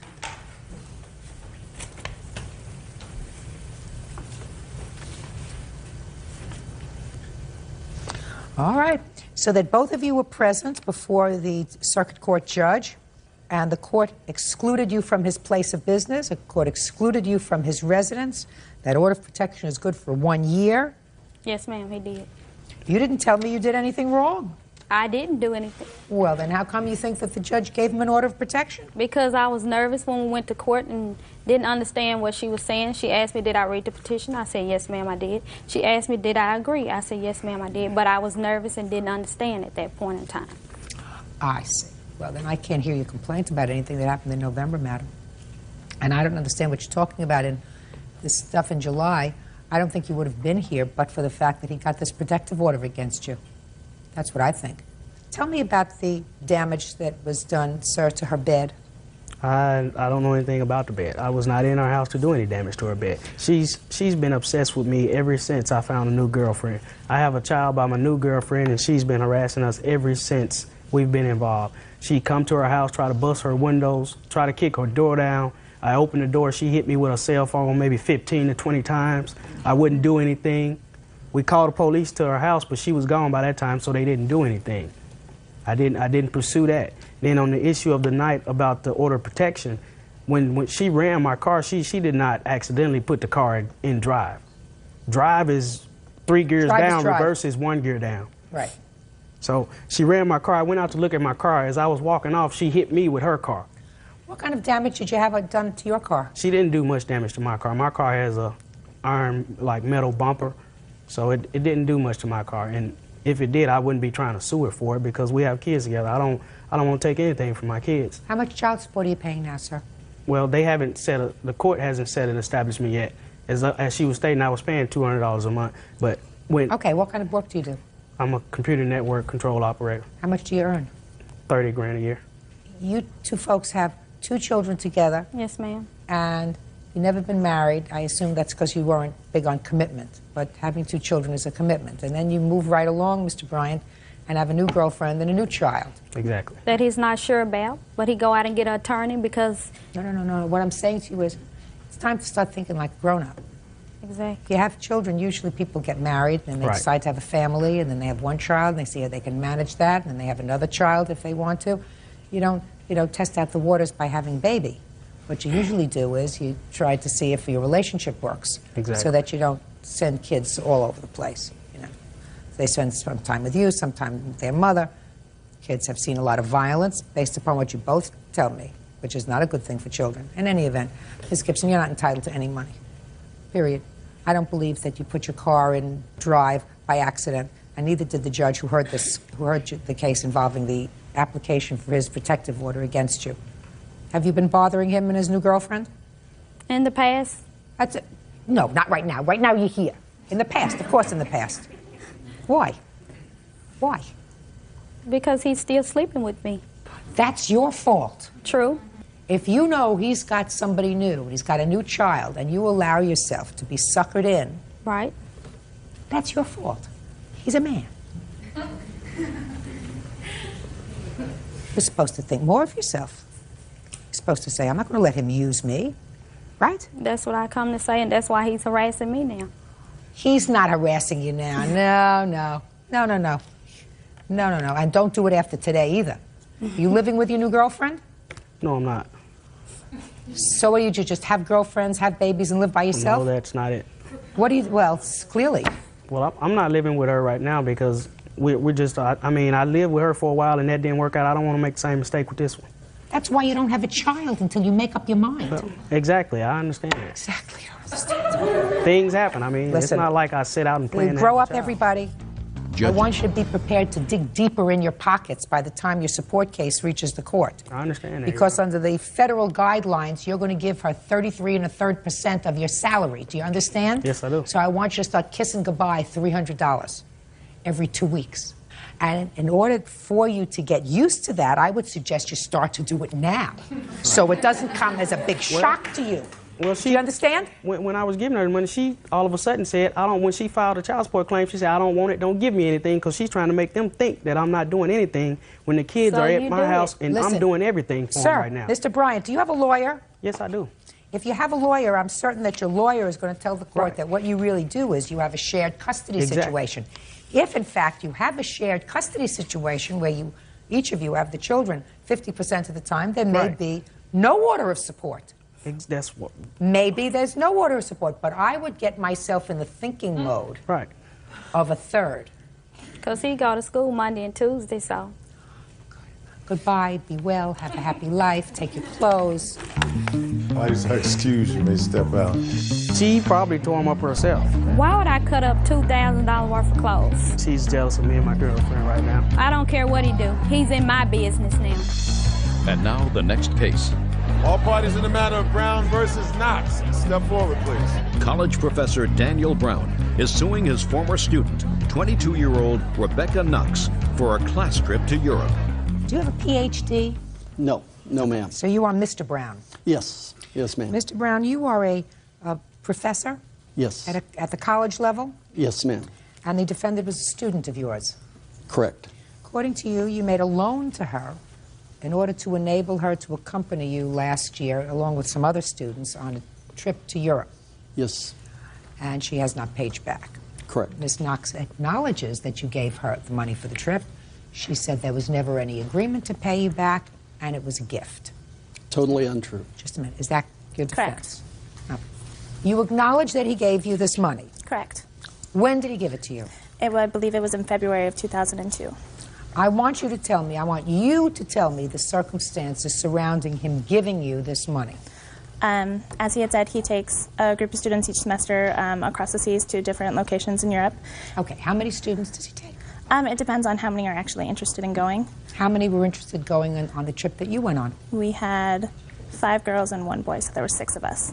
Okay, so tell me what happened in February. I had actually expressed interest in going. The trip was... What do you mean you expressed interest? What does that mean? The trip was to Ireland, England, and Scotland, and I've always wanted to travel. I'm a history major, and England is actually my basis of what my emphasis is going to be. And so I went to his office, and I just asked for a little bit more information about the trip, and I got brochures and the cost and the itinerary. And I took the information home. I looked over it, looked at the money. It was a little bit out of my reach. I didn't have the money saved up quite yet. How much was the money? $2,500. Go ahead. And you say you didn't have it saved up yet. Were you saving for it? I knew he took people on trips, so I had saved up just a little bit of money. How much did you save? It was about $300. I didn't know the full cost. How long was this trip? It was originally supposed to be for 17 days, and then it got shortened to 11 days. Okay, well, you didn't think the $300 was going to take you for 11 days? No, not at all. Good. So you got the brochures, you looked at it, and you saw that that you didn't have enough money. Right. So I went to my bank to see if I could actually apply for a loan, and they said that they probably wouldn't be able to give me a loan. And so I went back and talked to Miss Brown about it, and he had... Well, what do you mean you went back and talked to him about it? I just talked to him about the trip and said that it was... You went to his office? Correct. So you went to his office, and you said what to him? And I told him that I'd look into other ways of financing it as to loans and things like that, and he had mentioned that he might be able to give me the money. And I was, oh, okay, well, that was nice. Thank you. And the next day at class, he handed me a check for $2,500. And what did you say? I said, thank you. Good. Now I'll hear your version of the story, Mr. Brown. Your Honor, a great deal of what she says is true. The one emphatic word I would leave out would be give. I made it very clear to Ms. Knox it would be a loan. And tell me what she said to you when she came to your office. She said she'd like to go. And that she did not. She said she was investigating perhaps going to a bank, perhaps to get a loan. And I happen to know a colleague who also had Miss Knox in class, and I had been made aware there had been a bit of a tragedy in the home. And in her home? Well, my understanding is her sister had been killed in an accident. So, kind of, tugged the heartstrings. And so I said, I'll tell you what I'll do. Start making payments once you get back.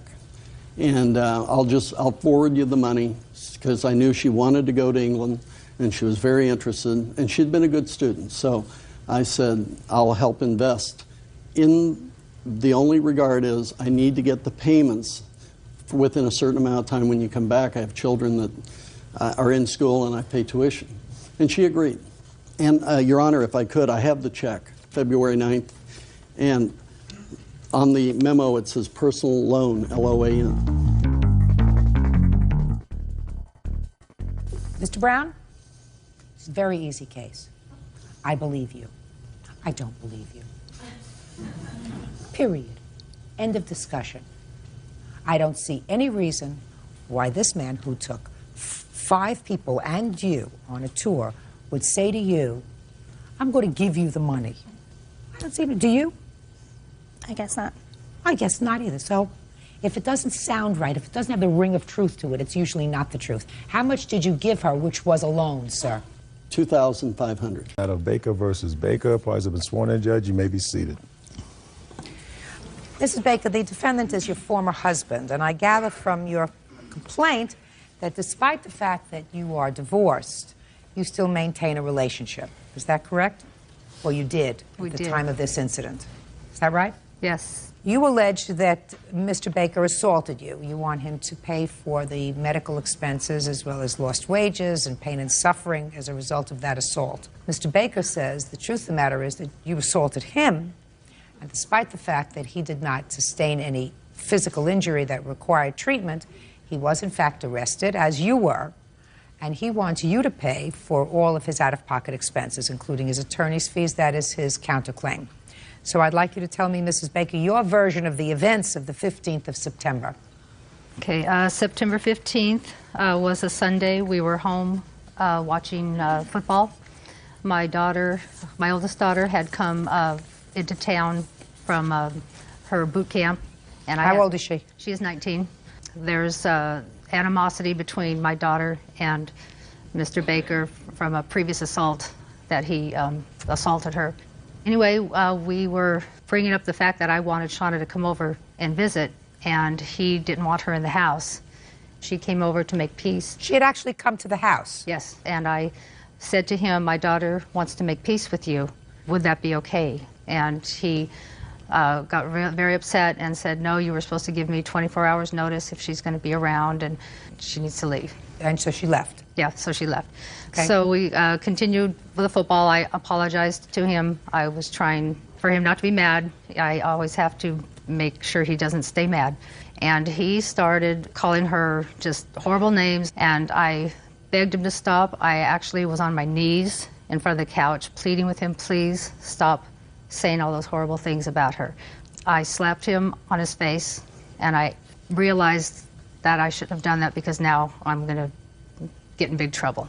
And he did come up. He got me into a chokehold. At one point, I was actually sitting on the ground. He had me in a neck hold. He had his fist right over top of me, and he said, do you want me to finish this right now? And I stopped talking because up until then I was calling him a coward and that he only bullies girls and he bullies my daughter and bullies women, but he never bullies any men. So anyway, he pushed me back down. My face went down, and I never saw it coming. I never got a chance. And he kicked me in the face and just threw me back. Blood just started gushing out. I leaned over the coffee table. I vomited blood. And I asked him, do you want to call the police or do you want me to call the police? And he ran and hid. What kind of injuries did you sustain? They took me to the hospital. I have a broken nose. The broken nose, a concussion. You have a hospital report? Yes.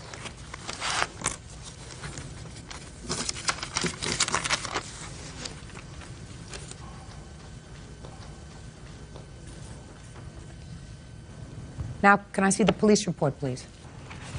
It's a two-part police report. Can I have his as well so that I can make sure I have all the reports? Because it was a domestic violence, they had Jane Doe and John Doe. Had you been drinking? Yes, we both had been. You both been drinking vodka and orange juice? Yes. Was that the drink of choice? How much had you been drinking that day, both of you? I was drinking my fourth cocktail in about probably 4 hours. And you? Probably about the same. Think that contributed to getting the situation getting out of hand? I don't know.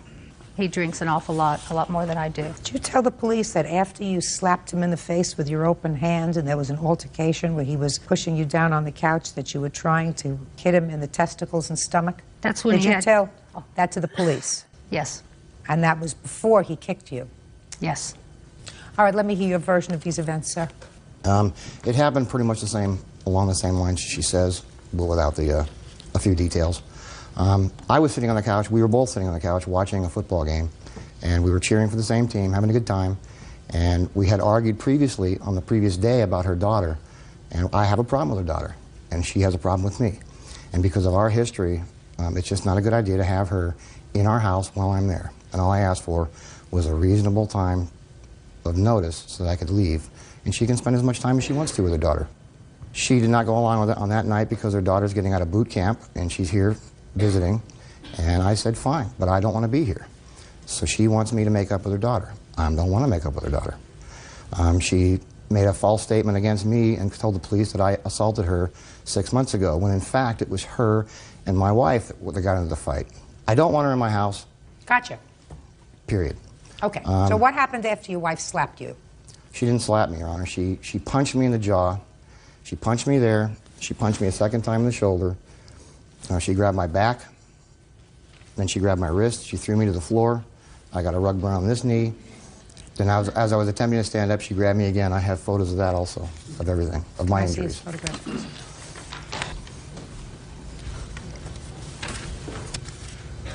Also the medical report on the back. All of these things happened before her nose was injured.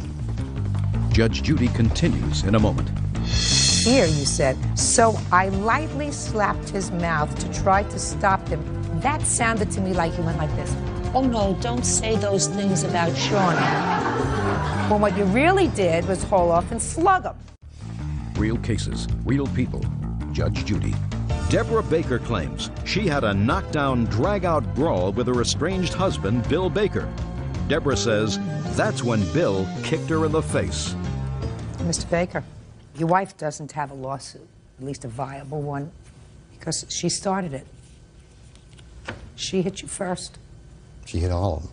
Well, she hit you first, she's hit you second, she tried to kick you, she tried to hit you in your stomach, she tried to hit you in your testicles. She acknowledged that to the police. She had had a little bit to drink. The fact that she ended up with a broken nose, that's unfortunate, but that's the way it goes. When you start a fight, sometimes you get the worst of it. You understand that, Mrs. Baker? You started the fight. I slapped his mouth. I don't care whether you slapped his mouth. You, okay. I mean, even here, even in your complaint that you filed here, what you did was minimize what you actually did. I assumed that because you knew that I would be looking at the police reports, you came clean. But here you said, so I lightly slapped his mouth to try to stop him from saying the horrible things. That sounded to me like he went like this. Oh, no, don't say those things about Shauna. Well, what you really did was haul off and slug him. No, I did not punch him. I did not punch him. Whether you slugged him with an open hand or a fist, that doesn't make any difference. You hit him first. He's going to tell me that he didn't mean to kick you, that you were struggling and, you know, you're trying to bite him on the toes, I think is what he says here, and that his foot extended and he kicked you in the face. But even if he kicked you in the face, after you slapped him, you can't complain because you got the worst of the fight. That's what happens. You put your hands on somebody first, you get the worst of the fight. You don't come to court and say, now you got to compensate me. You don't waste my time with that. The only question is, you have no lawsuit. The only question is whether he does or not. Because you started this fight, you were furious, and you weren't about to let it go, and you told the police, amongst other things, that you weren't begging him to be nice to Shauna, which is what you tell me in your complaint. You were calling him all kinds of names. You called him a wimp, you called him all kinds of other names before you got kicked. Yes. Well, and I don't think that gives him the right to kick me when my face is down. I want to tell you something. Where was his face when you slapped him? He was sitting on the couch. Well, you make a difference whether your face is down or whether you're sitting on the couch? He was looking straight at me. He was calling me by Miss Baker, let me tell you something. You don't get any special compensation here because you're a woman and you got the worst of a fight. You started it. You put your hands on him first. You don't get rewarded for that. Case over. Now, you have a counterclaim. You have a counterclaim because you want Mrs. Baker to compensate you for what you spent as a result of being arrested that day. Let me see. Because that sounds viable to me. I don't know why you were arrested. I have no idea why you were arrested. Well, I know why you were arrested. You were arrested because she looked worse than you did. What happened with these cases? They were both dismissed? Yes. Yes. Both decided not to follow through with them. Is that right? It wasn't our choice. It was the attorneys, city attorneys. Maybe he's afraid of city attorney's political future. I am not.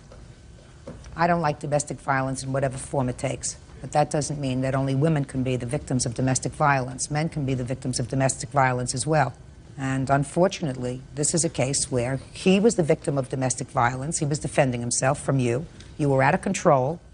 You were out of control according to what you told the police. According to what you told the police, first you hit him.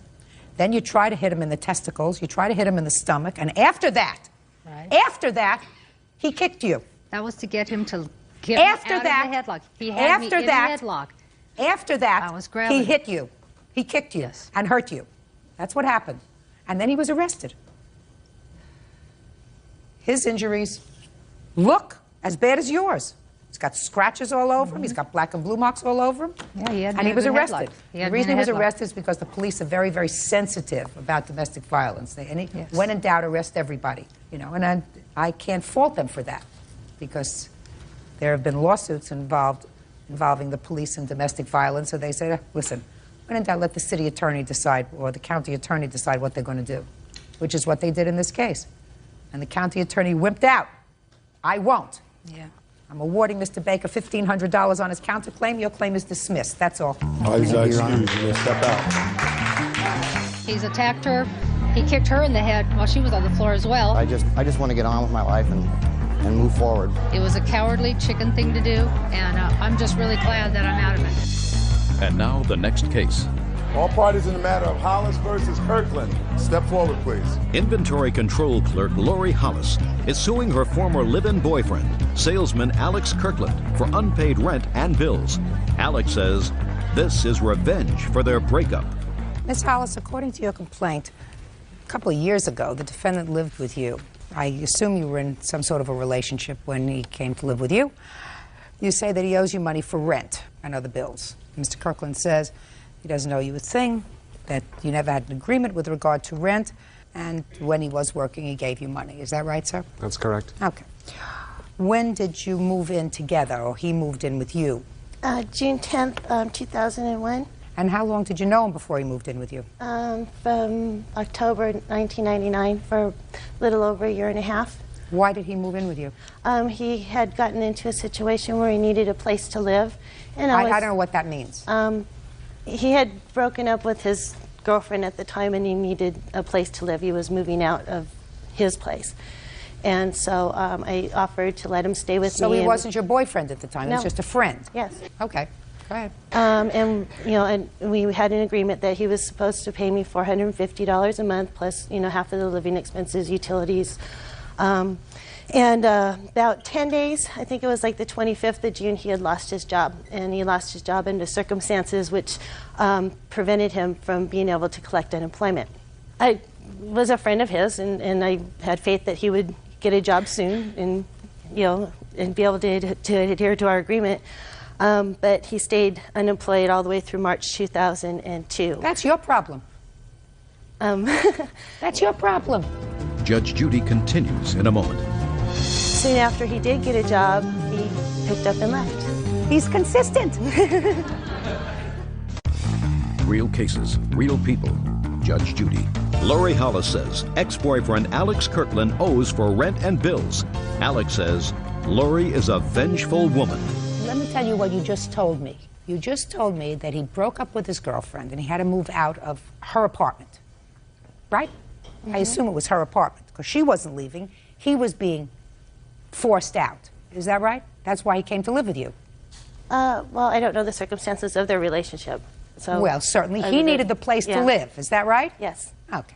Then, as soon as he got to your house, he lost his job.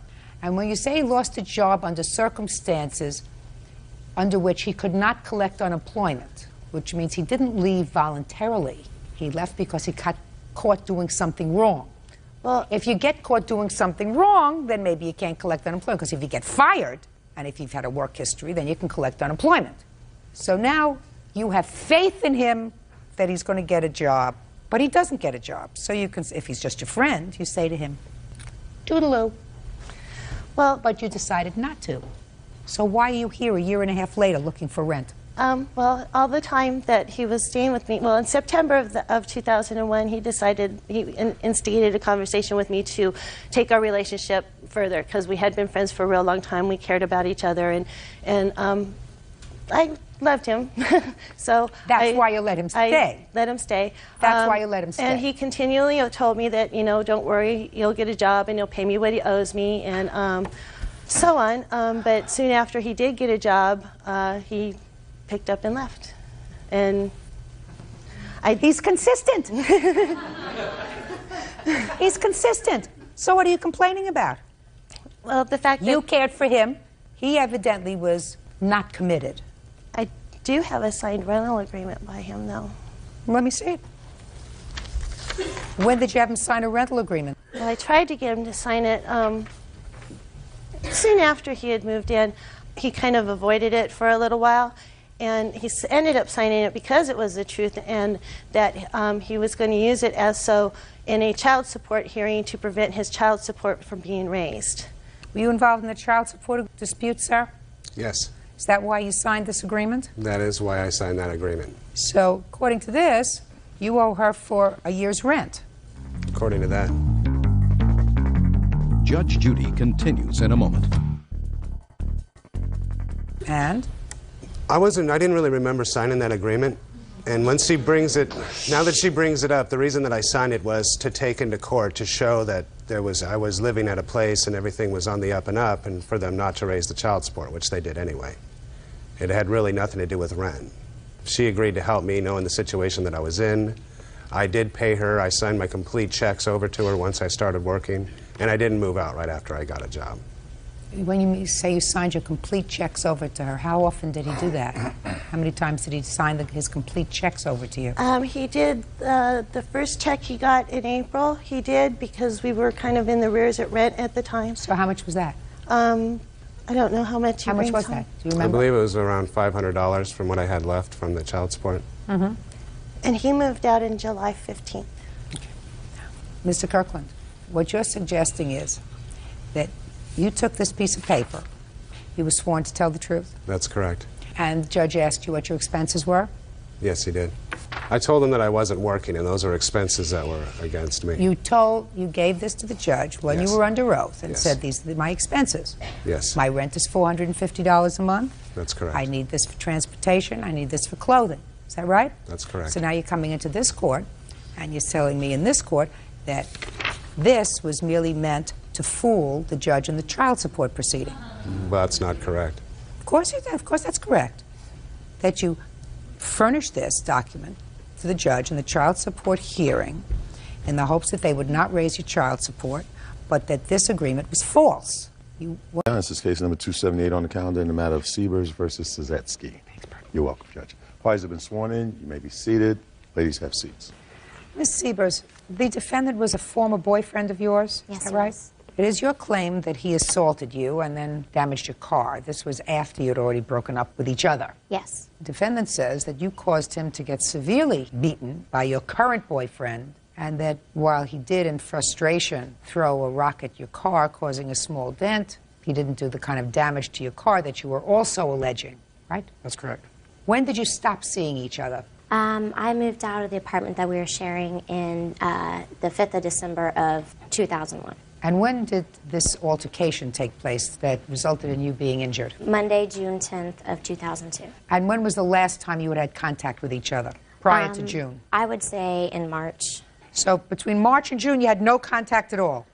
We have mutual friends, so we've seen each other, but we really hadn't hung out or talked very much since then. Is that right, sir? No, there wasn't no contact since March. For a long time? So Yeah. she had a new boyfriend, you had a new girlfriend? Yeah, pretty much. I have not had a boyfriend since him. So whoever, the people that did assault him, it was not my boyfriend. They were friends. Friends of yours? Yes, and friends of his up until that incident. Well, why don't you tell me your version of the incident of June 10th? Okay, it started off, myself, my witness, Laura Klingsick, Joe, Mike, and Robbie were all friends. We're at Mike's house, just talking, hanging out. It was probably approximately 9 o'clock at night. Anthony and a few of his friends were walking down the street on the opposite side of the house that we were at. Do you live on that block, sir? No, I was currently at a friend's house. He was having a get-together for his birthday, and I'd walk down there. And I'd park my car on the other side of the street. Okay, go ahead. JoJo had heard things that Anthony had allegedly said, and I guess had made them both mad at each other. When he came walking down the street with his friends, JoJo approached the end of the driveway. Tony walked across the street. Some words were said, and they began to fight. Did you cross over from one side of the street to the other, I sir? met the fellow in the middle of the street. In the middle of the street? Yeah, he came after me, and it wasn't by the driveway. It was kind of catty-cornered. Why did you go into the middle of the street? He was arguing and yelling with me, and before me and him were friends, and I was trying to see what he was, coming across at, and then that's when he lunged forward and attacked me. Okay, go ahead. They began fighting, and I was going to try to break it up, and my witness told me, stay out of it, let Mike handle it, it's in front of his house. So I stepped back. I did let Mike go up and handle it. He broke it up, told both of them to, leave. At that point in time, I saw that Mike and Tony began to fight. And Mike and Tony? Yes. So the person that went over to try to break up the fight Yes. started to fight with the defendant? Because Anthony would not leave. What did he say, I'm not leaving? He just stood there. He wouldn't leave. So what did Mike do? I did not see who hit who first. Oh, okay, so you didn't see. Mm-mm. Go ahead. But I did see them fighting. I went down there. I was screaming for them to stop. They were fighting very aggressively. Anthony got brought to the ground, and I saw that he was very badly hurt. He was bleeding. Where was the other fellow who had originally confronted the He was defendant? standing back. It was Oh. just Mike and Anthony fighting at that point in time. So what happened next? You went over and started to scream. I just screamed for them to stop. At that point in time, Mike did walk away. Anthony was on the ground. I went to help Anthony up. I saw Mike come back towards him. He kicked him, and at that point in time... Who kicked who? Mike kicked Anthony while he was on the ground. Yes. At that point in time, Mike walked away. I did grab Anthony's arms to help him up, getting blood head to toe on myself. When he did get almost up to his feet, he pushed me away and told me to get off of him, using some obscenities. At that point in time, he began to walk down towards his car. Myself and his friends that were walking with him walked to his car also. At that point in time, he was in his car. I leaned in to see if he was okay, and he sped off with me halfway, still hanging in the car. His two friends that were with him asked me if I could take them home, and I said yes. So I grabbed my witness, Laura, and we got into the car. They said, can we stop by his house to see if he was okay? And I said, yeah, sure. So I stopped by there. I let them out. They went inside. I waited outside. I was parked in the street in front of his house. I began to get a little scared. When they went in, I saw Anthony busting out his bedroom window with his fists, and it came crashing down onto the ground. At that point in time, Anthony did come out with two objects in his hands, and he began to throw them at me. I ducked, and I do have pictures here of where I was standing in reference to where the knife hit. It slashed the car, and the other knife landed directly behind me, so if I would not have ducked, it would have hit me in my face. Where were you assaulted? I haven't heard anything about your assault yet. I was assaulted when I helped him up off the ground. He pushed me away, and when I was hanging in his car, he took off without, letting How were you me assaulted? I didn't hear anything about you being injured. Well, I was... what? I was not injured physically, but mentally. The knife... Well, forget mental. Forget mental. I'm not dealing with your mental injury. I don't believe you were assaulted at all. I believe you got involved in a very hot situation. Well, I don't believe that the hot situation should have led to knives being thrown at my face. That's not what we're damage to my talking car. about, madam. We're talking about assault on you. And if you went to help him up, and he's already been beaten by one person, he's down on the ground, another person who went over there to help him comes back and kicks him. You, according to you, go over to help him up, and he is covered with blood and, according to you, severely injured, and he pushed you away, and you're not hurt, you're not injured. Why would you sue him for assault?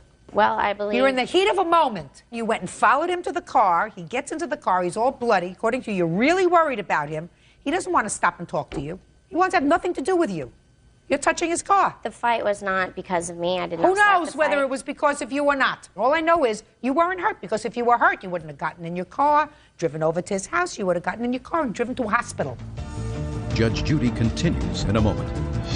I don't understand why you went to his house. Taking his friends home, they asked me Just a to second. stop. Let somebody else take his friends home. Madam, why would you go to his house? Don't understand that.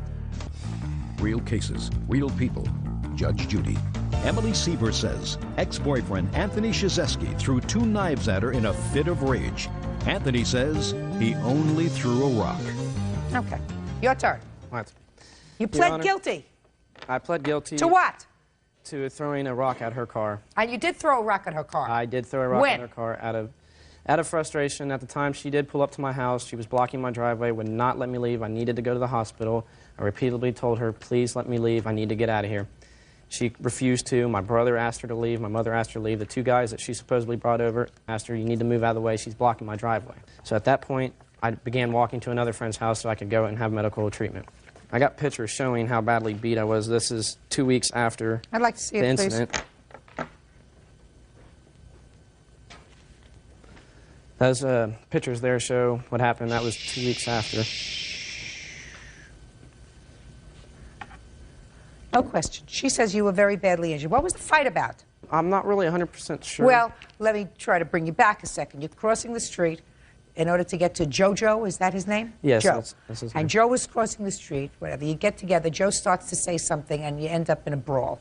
What did Joe say to you? He was accusing me, I think, of messing around with one of his ex-girlfriends or whatnot, and at that time I was already involved in another relationship. So that argument had absolutely nothing to do with the plaintiff. Nothing. Now, what happened when Mike came outside? Me and JoJo had got up off the ground.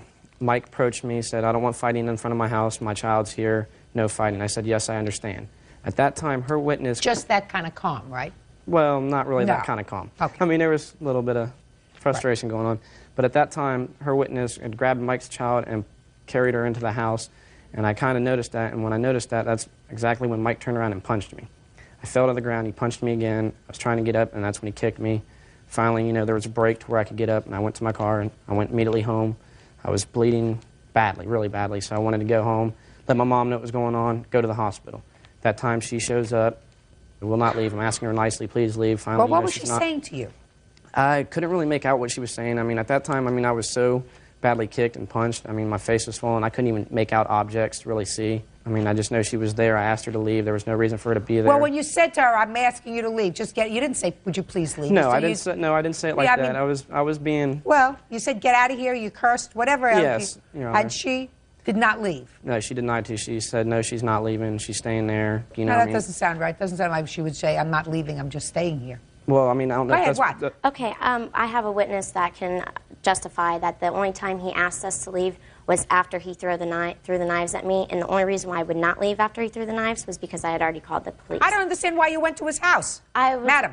Taking his friends home, they asked me Just to a stop. second. Let somebody else take his friends home. I don't understand why you, who just told me you were assaulted twice, once when he knocked you over, when he pushed you away, once when he sped off and you were hanging onto the car, why in the world didn't you just mind your own business? Why would you go to his house?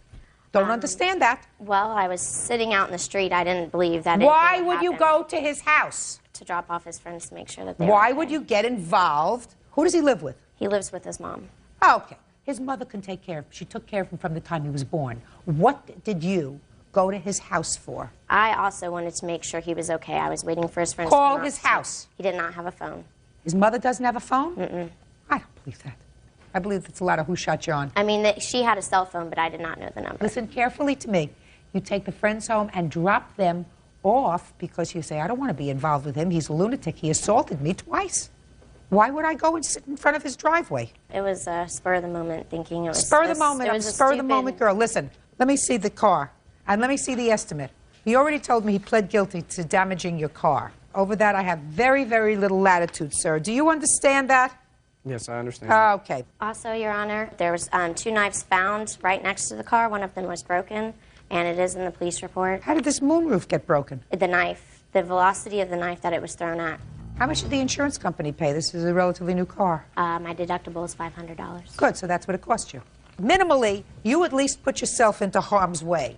I don't know what part you had to do with all of this once you drove his friends home. I know that it was very poor judgment on your part, considering the fact that 2 different people had escalated into a bad fight where he was, according to you, severely injured, and you should have stayed away. Why you got involved in the heat of the moment, I don't know, but you put yourself in harm's way by going to his house.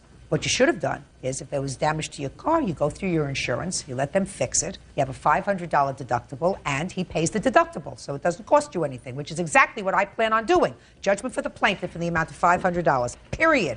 That's all. Bye-bye. Parties are excused. You may step out.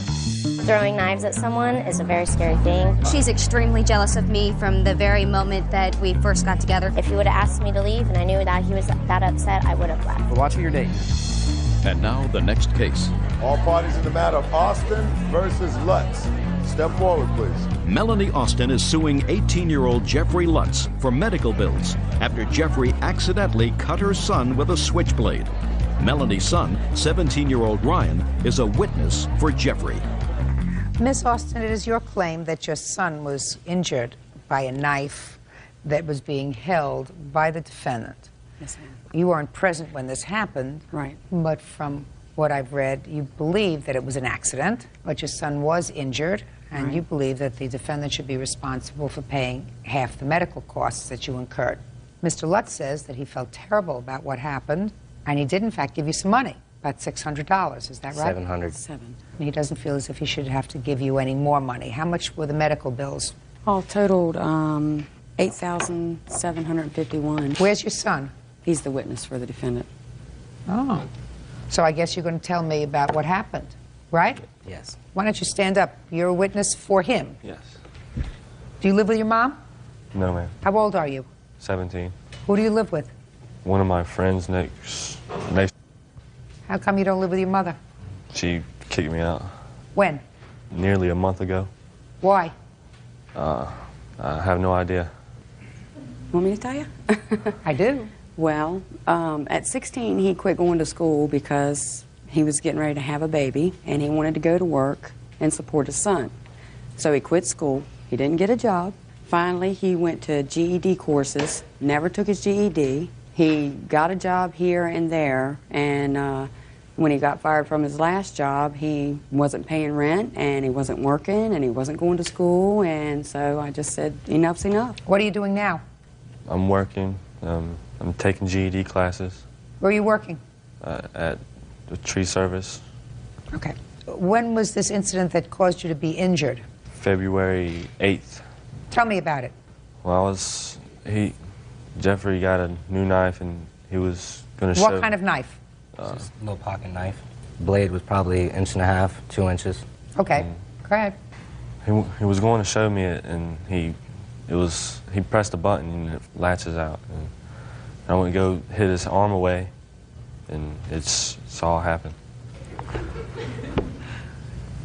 Why don't you try to explain to me what happened, sir? All right, I just got the knife, and it has a little button on it. If you press the button, it comes out. So it's a switchblade? Kind of. What do you mean, kind of? What is a kind of switchblade? When you Well, yes, switchblade... it's a switchblade. Right. And I was standing about right here, and I went just like this, and his hand came out, and when I pulled back, it went across his hand. You had to have some surgery? Yes. So whose fault was it? Both of ours. So why is she paying?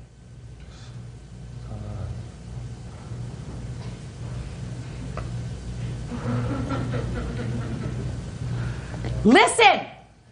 How old is your baby? He's a year and a half. Do you see him? Whenever I had the chance. You mean whenever you could get out of the board meetings? Is that what you're telling me? No, ma'am. You're old enough to make a baby. You're old enough to live on your own. You're old enough to act like a fool playing around with a switchblade knife. Is there any reason why you have a switchblade knife? No. Just wanted it. Okay. What are you doing to help pay back your mother for these bills that she has to pay for you? I was working, and I paid $100 each month. I paid $800. He paid $800? He's still paying his half. Oh, okay. My son is. Now, why do you think you are not responsible for paying your half? Yeah, I feel like it's not my fault. Whose fault is it? You mean the knife walked onto his hand? No, I'm showing him. You weren't showing him carefully enough. Well, if his hand hadn't went up, it wouldn't have cut him. Say it one more time. Say it one more time. If his hand hadn't went up, it wouldn't have cut him. Doesn't that sound ridiculous to you? No. It sounds ridiculous to me. It even sounds ridiculous to Officer Byrd. You had the knife, but for the fact that you took out the knife and you weren't handling it carefully enough as to avoid it injuring someone, you are responsible. If you hadn't had the knife in your hand, you wouldn't have gotten cut. You had a knife in your hand. You had a dangerous weapon in your hand. It's your responsibility when you have a dangerous weapon to make sure it's properly sheathed. Do you know what that means? No. What word didn't you understand? The last one. Sheathed. Sheathed. Sheathed. It means covered. When you sheath the knife, put a sheath on a knife. Now, you see, you learned a word today. I'm going to tell you what else you learned today. You learned that you owe her $3,775. That's all. Judgment for the plaintiff. Parties are excused. You may step out. You're welcome, Judge. Parties have been sworn in, Your Honor. You may be seated. Ma'am, have a seat, please. What's your first name? Jennifer. Jennifer, this used to be your boyfriend? Yes. Your mother's complaint is that on 2 separate occasions involving 2 separate cars that she bought for you, you allowed Mr. Wonderful over here to drive the cars and he totaled them. Yes. The first incident, there was insurance, and there was a $500 deductible. Second instance, she bought you another car. You again allowed, what's your first name? Dion. Dion, to drive the car because you don't learn from your mistakes. And he totaled the second car. Yes. Then you decided you had enough. Yes, that's correct. When was the first accident, Dion? January 26th. Tell me about that. I asked her to leave me the car in case I needed to go. Were you living together? Yes. How long had you been living together? Approximately 6 months. You asked her to leave with the car. Why? In case I needed to go somewhere because I didn't have insurance on my vehicle at the time. Where was she going? She was going to school. And what were you doing that day? I just sat at home all day until I went to pick her up and had an accident. Was that a weekday? Yes. Well, were you going to school at the time? No, I wasn't. Were you working at the time? No, I wasn't. Why not? I'm not really sure, Your Honor. Well, how long was it that you weren't working, Dion? Approximately 3 months. Who was supporting you? Get her a copy of that book, Beauty Fades, Dumb as Forever. You were supporting him? I wasn't really supporting him. My parents were helping me pay the rent. I was just helping him out. So your parents were supporting him? They were helping, yes. News to me. See what you find out? What do you do for a living? I'm a housewife. And your husband? He's an investment representative. So he works? Yes, he does. Very hard. How long have you been married? 22 years. In the 22 years that you've been married, how many months has your husband been out of work? None. Never? Never. Right? Never. How old are you? 22 years old, Your Honor. Before you moved in with Jennifer, where were you living? At my parents' house, Your Honor. What does your father do? He is an airplane mechanic at O'Hare Airport in Chicago. Do you ever remember a time when your father sat around eating bonbons for 3 months and not working? No, I don't, Your Honor. Why do you think that is, Dion? Because he has children to pay for, Your Honor. Because he likes to eat. Yeah.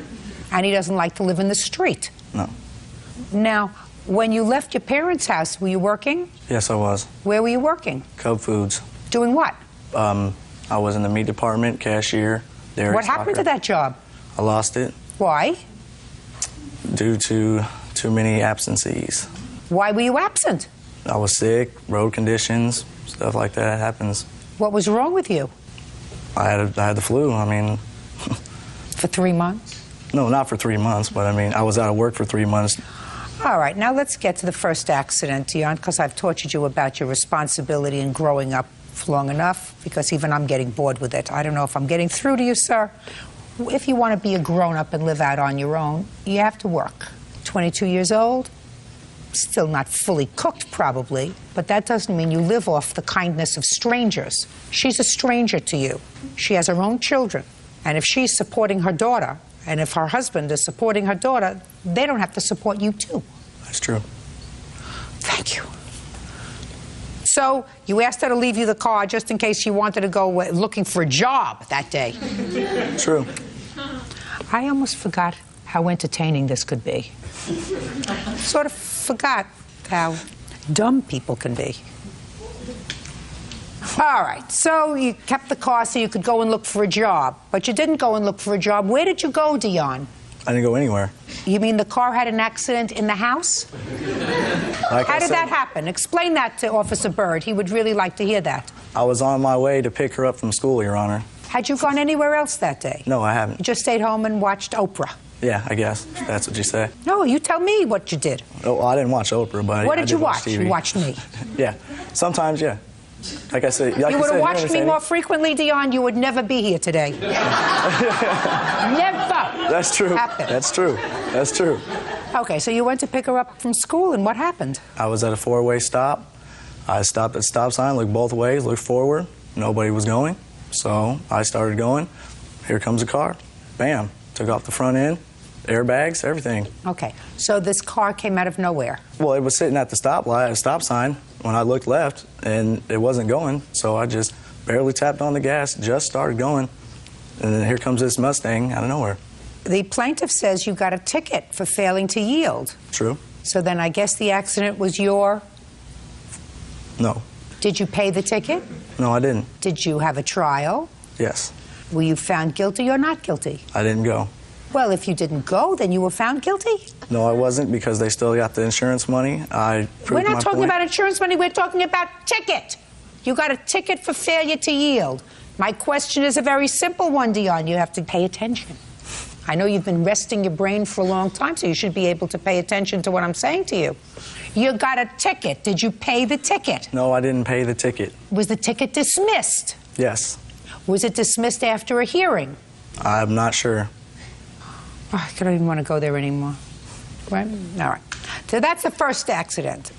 And that car was totaled. You had a $500 deductible. Correct. When your daughter called you and told you that the boyfriend had totaled the car, what did you say to her? I didn't know the boyfriend had totaled the car right at first. It was some time before I found all the facts. She told you she had totaled the car? She said it had been wrecked. How did she tell you it had been wrecked? It went through a stop It went intersection. The road conditions were icy, had a lot of ice on the road. Who did she tell you was driving? I finally dragged it out of her that he had been driving. Did you lie to your mother, Jennifer? I had just told her that I was the one who got in the wreck because I didn't want to have to deal with... Yeah, I didn't want to deal with the whole... All right, now that was January 26th. And then you said, okay, I'm going to get her another car because she needs a car to go to school. Right. How much money does your husband make? Not enough to be buying her a car every year or two because he wrecked it. Now, when did you wreck this second car, Dion? On or about May 20th. Tell me about that. I had dropped Jennifer off at approximately 10 o'clock p.m. Where? At her friend's house. Told her specifically... Was this a Saturday or a Sunday? Saturday. Where were you working then? I was, believe... That's not so long ago, sir. Where are you working now? Painting. Portraits? Houses? No, houses. Houses. You're going to have to stop paying me if you enjoy this job so much. When did you start painting houses? 3 months ago. So that would bring you into June. Now, so in May, were you working? No, I wasn't. I was in search of a job due to previous legal problems. What kind of legal problems? Truthfully? No, I want you to lie to me. I mean, I can if you want me to. I'm not going to. Don't be a wise guy, sir. I will grind you into the carpet. Judge Judy continues in a moment. In between painting and meatpacking, you were distributing marijuana. No, I did a favor for somebody. Don't hook yourself up with a loser. If you hook yourself up with a loser, you're a loser. And later today. The reason I said that it wasn't my responsibility to pay for the bills was because it was an accident. He didn't mean to do it. It wasn't an accident, Ms. Peters. That's your problem. Real cases, real people. Judge Judy. Helen Levi says her daughter's ex-boyfriend, Dion Burdette, crashed 2 of her cars. Helen says on the second occasion, Dion was driving drunk. Go ahead. I got a felony. And For about what? Distributing marijuana. Distributing? Marijuana, 1 ounce, 10 to 30 grams. That's what you were doing. Now I understand. In between painting and meatpacking, you were distributing marijuana. No, I did a favor for somebody that I thought was a friend and obviously wasn't and told on me, and I got in trouble for it. So it was somebody else's fault? No, it wasn't anybody else's fault but my own for trusting somebody else. So you were doing a favor for somebody, you weren't going to get paid for it. Right. You weren't going to get a piece of the action for it. At least if you were selling it and making some money, I could understand that. You're a real idiot. All right. So now you're looking for a job. And in May, you drop her off at a friend's house and told her... Specifically that I was going to a local bar and to have a few drinks and I'd be home early. Turns out I had a few too many and got a DUI. I blew up .242, had a fatal accident, could have ended my life. Life-changing experience. Just a second. It wasn't fatal. No, it wasn't fatal. I mean, it could have been. You have to watch your words with me. Right. You have to watch your words. Sorry. You didn't kill anybody. No, I didn't kill anybody, but it could have easily happened. I ran into a pole going 70 miles an hour. So why aren't you responsible for the car, sir? She willingly gave me the car knowing I was going to the bar. I didn't pressure her. I didn't put a gun to her head and say, give me the car. She said, okay, be back early. And I accept full responsibility for drinking and driving. That's okay, because I'm going to enjoy this. Just go ahead and do your thing. So your defense is that it was not your fault that you were given the car because she should have said, you can't take the car if you're going to drink. Leave the car here and go, take a bus to go to the bar. I accept full responsibility for drinking and driving. I'm paying for it dearly. I have the papers right here to prove it. How are you paying for it? I have 100 hours community service. I have $1,900 in fines, and I lose my license for a year or maybe more. Well, how does that help Miss Levi? I've given Jennifer $600 already. You've given her $6, is that right? That's correct. Okay. So you accept responsibility for this accident. It's not Jennifer's fault. No. Jennifer is stupid. It's not Jennifer's Jennifer's going to read the book, cover to cover, backwards and forwards. Don't hook yourself up with a loser. If you hook yourself up with a loser, you're a loser. What kind of school are you going to? At the moment, I'm just working full-time. I'm trying to save money so I can go back to school.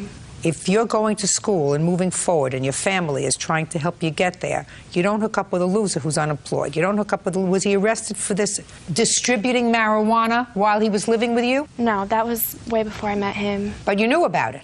I did find out about it eventually. Well, it seems to me Dion kept a lot of things from you. Judgment for the plaintiff in the amount of $3,400. Thank you. That's all.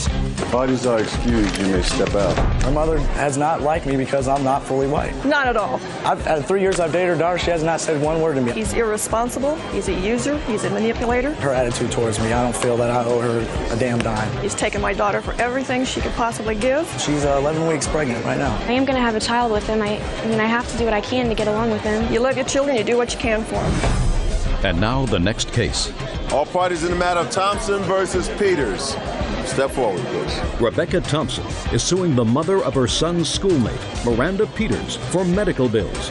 Rebecca says Miranda's boy broke her son's arm while roughhousing.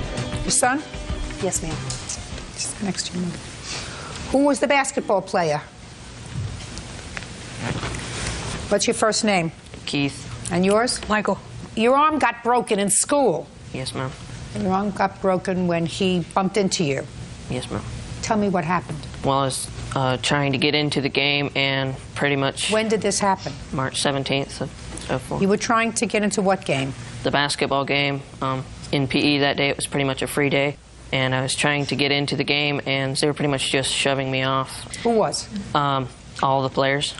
So I would steal the ball and run away with it, trying to be funny, and all the players would chase me. So what I'm hearing is neither team wanted you to play that day, so you decided to play class clown and steal the ball and interrupt their game. Yes, ma'am. So what happened next? Well, all the players pretty much chased me down and eventually got it from me, and while I was standing in the crowd, he gestured for the other players to clear a path to me, and when he did, he tossed the ball at me. And whenever I saw it was coming at me, I just tensed up and turned, and it hit me in my left hip. Didn't hurt you? No, ma'am. And then what happened? I just sort of walked up to him. Behind him was a gym mat, pretty thick and soft. So I wrapped my arms around him and purposely fell onto the gym mat. Everybody was laughing, and he did the same thing to me. And you wrestled him, then he wrestled you to the ground, to the mat. It was not an act of anger. Okay. So you weren't angry with him? No, ma'am. And you don't think he was angry with you? No, ma'am. Is that right? Yes, ma'am. What happened next? Well, there was a rolled-up gym mat close to the compacted bleachers to the wall, and I got in between that and just for the thrill of not being seen, and about 10 or 15 minutes. I don't understand what that means. Just for the thrill of not being seen. Just a childly... No, well, what were you doing? Nothing. You mean you were hiding? Yes, ma'am. Who were you hiding from? Nobody. Keith. Yes, ma'am. So far, I'm getting a whole good story. I love this story so far. He wasn't angry with you, you weren't angry with him, but now you're hiding someplace and you're not hiding from anybody. Well, that doesn't sound like you could... Well, I mean, me and my friend Anthony were both doing it, and he was behind another one to the right of me, and about... What were you doing? Just hiding. Just hiding? Yes, ma'am. Go ahead. And, well, I tried to get out, and I pulled... It was kind of tight in there, so I was trying to wheeze my way out, and I pulled my my left arm across my chest, and about that time I just felt the mat be shoved into me. The mat being shoved into you by? By Michael. And that's how you broke your arm? Yes, ma'am. So, Michael, what happened? I rammed the mat. I wasn't intentionally trying to break his arm. I was just horseplaying with him, like we were earlier. And so you were horseplaying? Yeah. You knew he was there? Yes, ma'am. You knew he was there? Yes, ma'am. Well, Miss Peters, your defense to this says, let me read it so that I make sure I get your language clear. I told her that with children, and particularly with boys, these things happen. Yes, Your Honor. Explain that to me. The reason I said that boys will be boys and that it wasn't my responsibility to pay for the bills was because it was an accident. He didn't mean to do it. It wasn't an accident, Ms. Peters. That's your problem, you see. If your son was playing a game and during the course of the game he ran into this structure, not intending to come into contact with Keith at all, but it was during the course of a game and he was at a place where he could get hurt, that's an accident. But that's not what your son told me. Your son told me he saw him there, and he was just fooling around with him and rammed him. Unfortunately, when he rammed him, his arm was in such a position that it broke. Right. So his action, not in breaking his arm, I don't think he intended to break his arm, of course not. But he intended to hit him. And for that, he is responsible. Just as if he had broken his leg when he tackled him to the mat. Horseplay. But when young people are involved in horseplay, and if you had broken his leg, who would have been responsible? I would have. You're right. What were your medical expenses? Before or after insurance? After insurance. After insurance, the total was $706.07. I'm not saying that your son bears any responsibility with regard to this incident, but I believe he has to know that when 10 people are playing basketball, you're not supposed to act like a jerk, right? Yes, ma'am. We've already established that. Good. You know, Michael, sometimes when you do the wrong thing, things happen. There are consequences, even those that you don't anticipate. You got to start being a two-process thinker and say, listen, if I do this, this could happen. It's not worth it. Being a fool is not worth it. Being a fool isn't worth it. How long was your arm in a cast? 6 weeks. And this happened in March, so it was during school. Yes, ma'am. You don't even get to relax. When did you get the cast off? I'm not sure. End of April. So you got a chance to enjoy the summer. Yes, ma'am. Good. You still friends? I think so. Great. Okay. Thank you very much. Judgment for the plaintiff in amount of $706. On the calendar in the matter of Hayes versus Cheney. Parties have been sworn in, Judge. You may be seated. Ladies, have a seat. How old are you, Miss Hayes? I'm 24. How many children do you have? Just one. What do you do for a living? I bartend. Do you have any other source of income other than from your bartending? No. Ever receive any supplements from the state? Right now I get medical for my child, and I do receive food assistance too. Your complaint is that a little over a year ago, you made an arrangement with Mr. Cheney, who is the father of your daughter, that in lieu of child support, he would furnish you with a car. Right. The car would remain in his name until it was paid off, and he would pay $200 a month towards the car instead of giving you money for child support. Correct. And that was just fine for a year, and then car was taken from the front of your house. You thought it was Mr. Cheney who took that car. You reported it stolen to the police. That car was subsequently found. Mr. Cheney decided, I don't want this aggravation. I'd rather give her the child support. So he turned the car in. According to him, he's now sending you $200 a month in child support. So he doesn't want to be bothered with the car business anymore. And you want the value of the car, and you say that you put in a substantial amount of money into the car. Correct. Things like rims? Actually, the rims and tires on the car, were not on it when it was stolen, so that wouldn't be part of it, but the stereo system and other window things on the car. Yeah. Why did you need window tints? Because it was a nice new car, and I had it, and with my income tax return, I put some money into my car. You're a single mother raising a child on tips and wages from being a bartender, and are you telling me that you took that money, and instead of putting it in a college fund for your daughter, you tinted the windows on your car, and you upgraded the stereo? You sure did. Your priorities are a little screwed up. At that time, I wasn't receiving any assistance, and I was doing just fine. I don't care whether you were receiving any assistance or not. How much money do you have put away for your daughter for college? None. And when you receive Medicaid and when you receive food stamps, you're receiving welfare. And before I would put money into tinting my windows in my car, I would put money towards my child's future. That's what a grown-up does.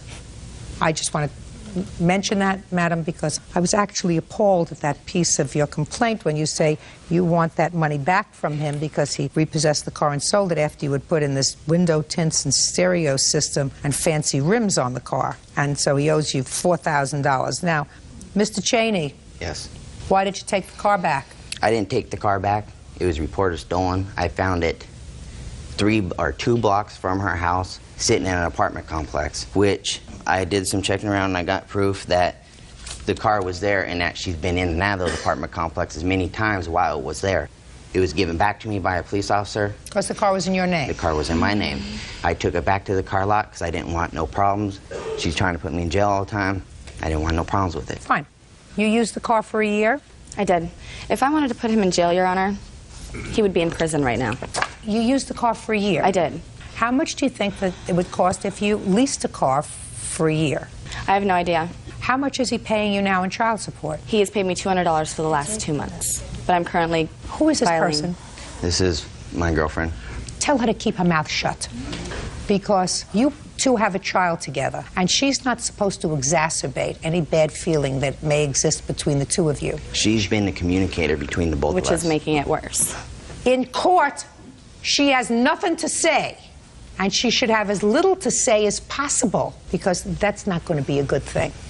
You two have to learn how to get along together, because you made a child together. There is a 2-year restraining order. I had no permission whatsoever to talk to this female for 2 years.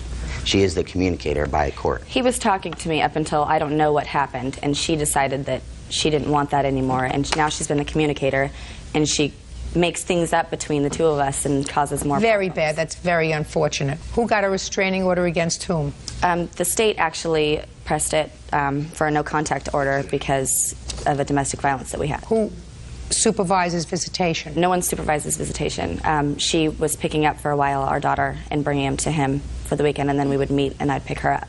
Oh, he stopped seeing her about 8 months ago, though. No, I didn't stop seeing her. Or not 8 months She ago. quit letting me see her. She said, "You're not seeing your child again until we're done with court." This court right here today.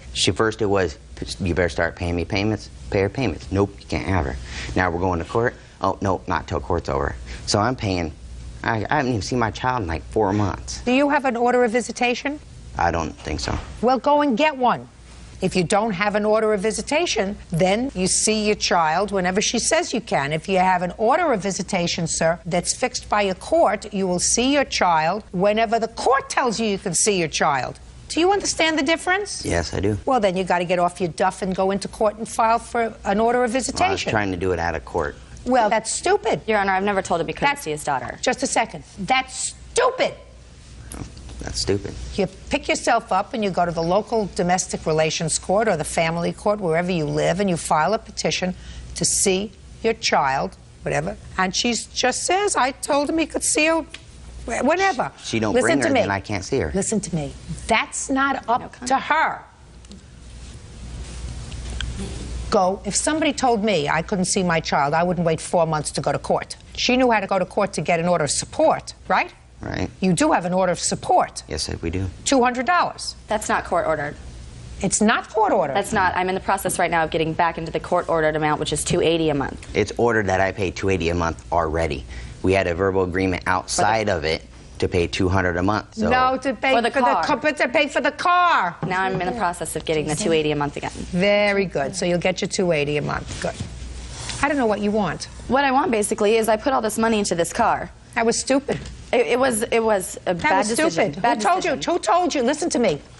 Who told you to tint the wheels, buy rims, buy a stereo, tint the whatever? What did I say? Tint the rims? You said tint the wheels, but Tint the wheels. tint the- Whatever you do, madam, that's your prerogative. I can really understand why he doesn't want to have anything to do with you other than paying child support and picking up the child, because clearly you don't like each other.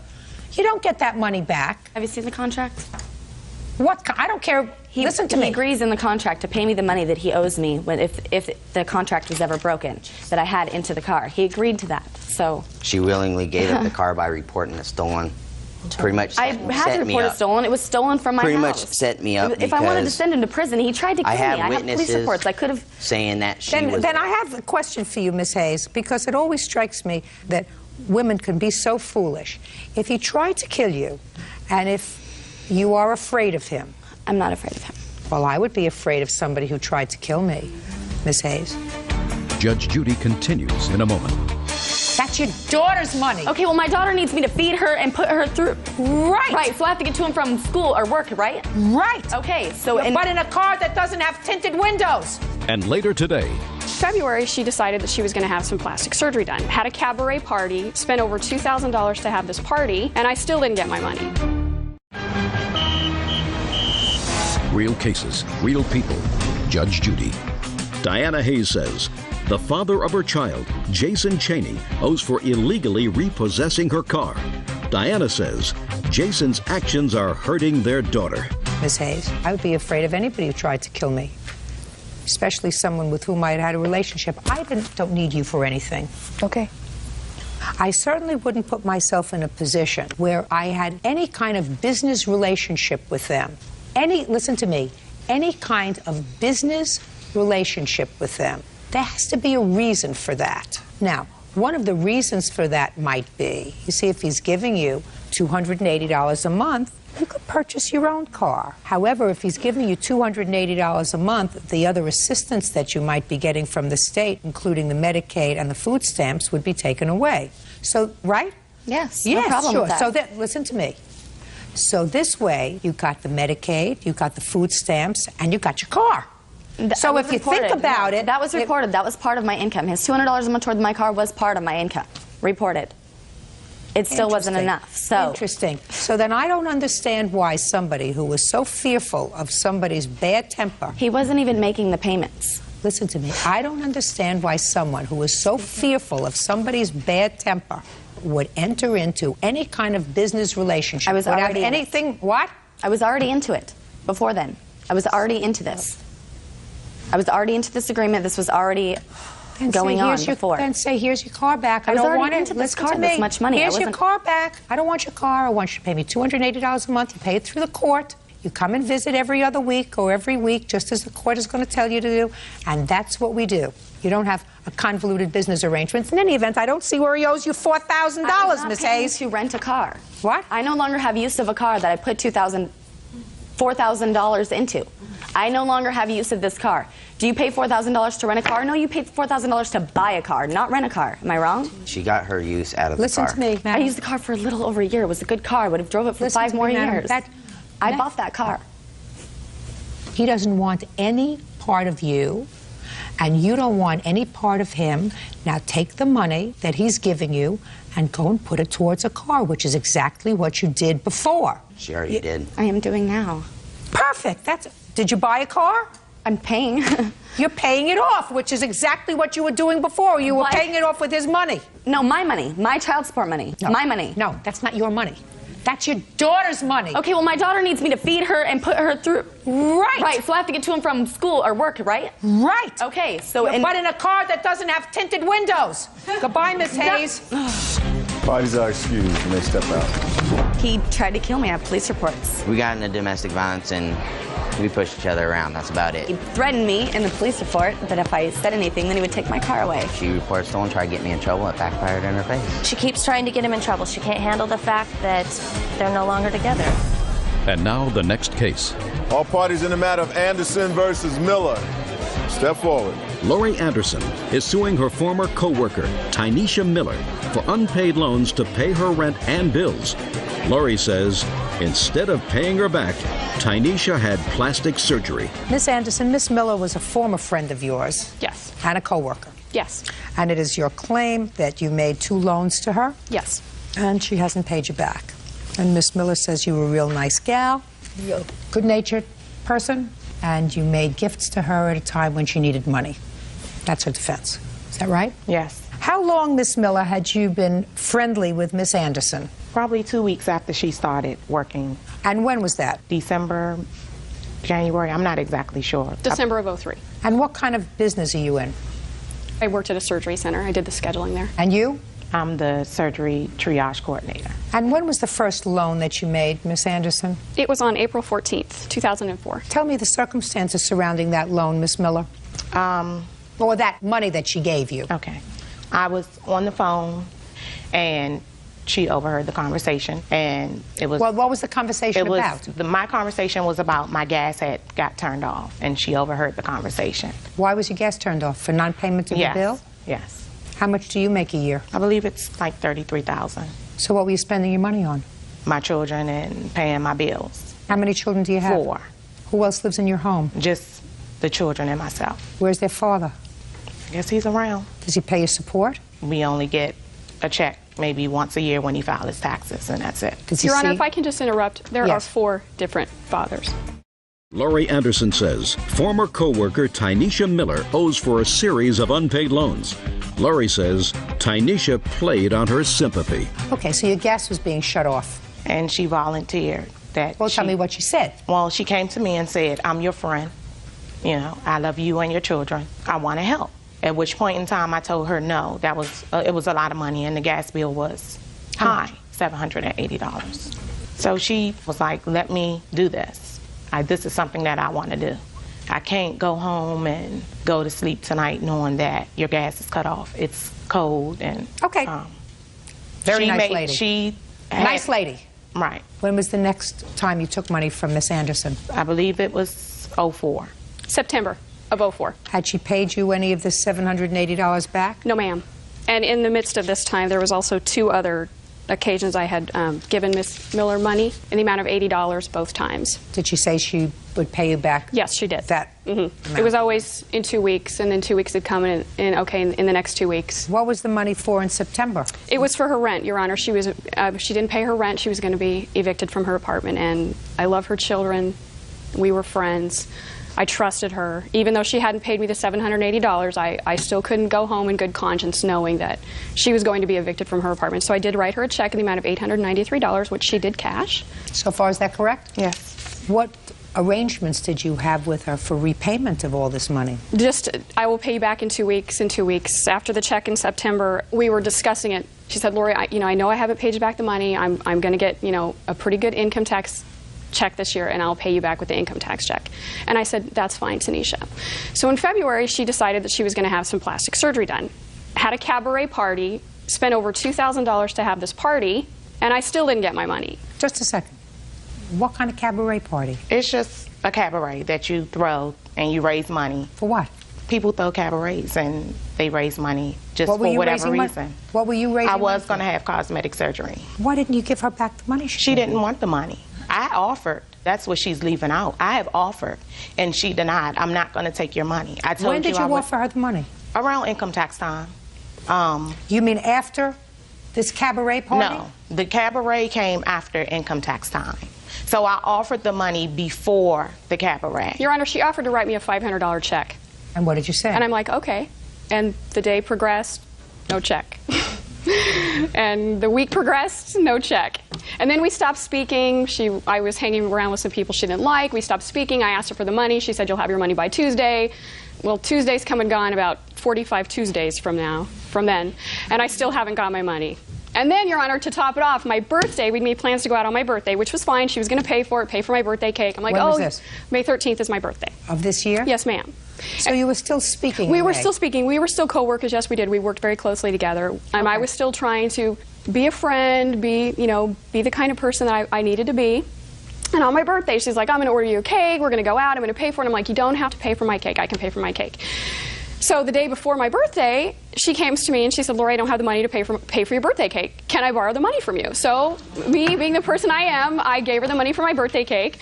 The next day, she brought my birthday cake to work. Come to find out, one of our other coworkers had also given her the money for my birthday cake. To top it off, my husband and I paid for her dinner that night also. I don't see anything funny about it. She's making it sound worse than what it really is. No, this is the type of person. Just a minute. It sounds pretty bad to me. You know, a lady who's earning $33,000 a year and getting some other support for her children from their father, whether it's from income tax return from one father and some other sporadic money from another father, raising 4 kids is expensive. But when you have a friend who is willing to help you over some rough spots, I think that that's terrific. And I would be much more sympathetic with you in your position as a single mother of 4 children if you didn't spend $2,000 to have a cabaret party, if you had a little more priority about what you were going to do with your money. Do you understand what I'm saying, Miss Miller? Yes, I do. Because you're supposed to act mature if you have 4 children. You're supposed to be mature if you have 4 children. You're not supposed to be foolish. You're not supposed to say, well, maybe I'll get, I don't know what kind of cosmetic surgery you wanted. You want bigger chest, little chest, bigger behind, smaller behind. Who knows? Who cares? First, you take care of your responsibility. And first, you take care of your debts. Judgment for the plaintiff in the amount of $1,673. That's all. Thank you. Parties are excused. You may Briggs. Parties have been sworn in, Judge. You may be seated. Folks, have seats, please. Ms. Gordon, according to your complaint, you and the defendant had a 3-year relationship. Yes. And lived together for those 3 years? Not for the entire 3 years. It was about 2 years. You purchased some furniture together.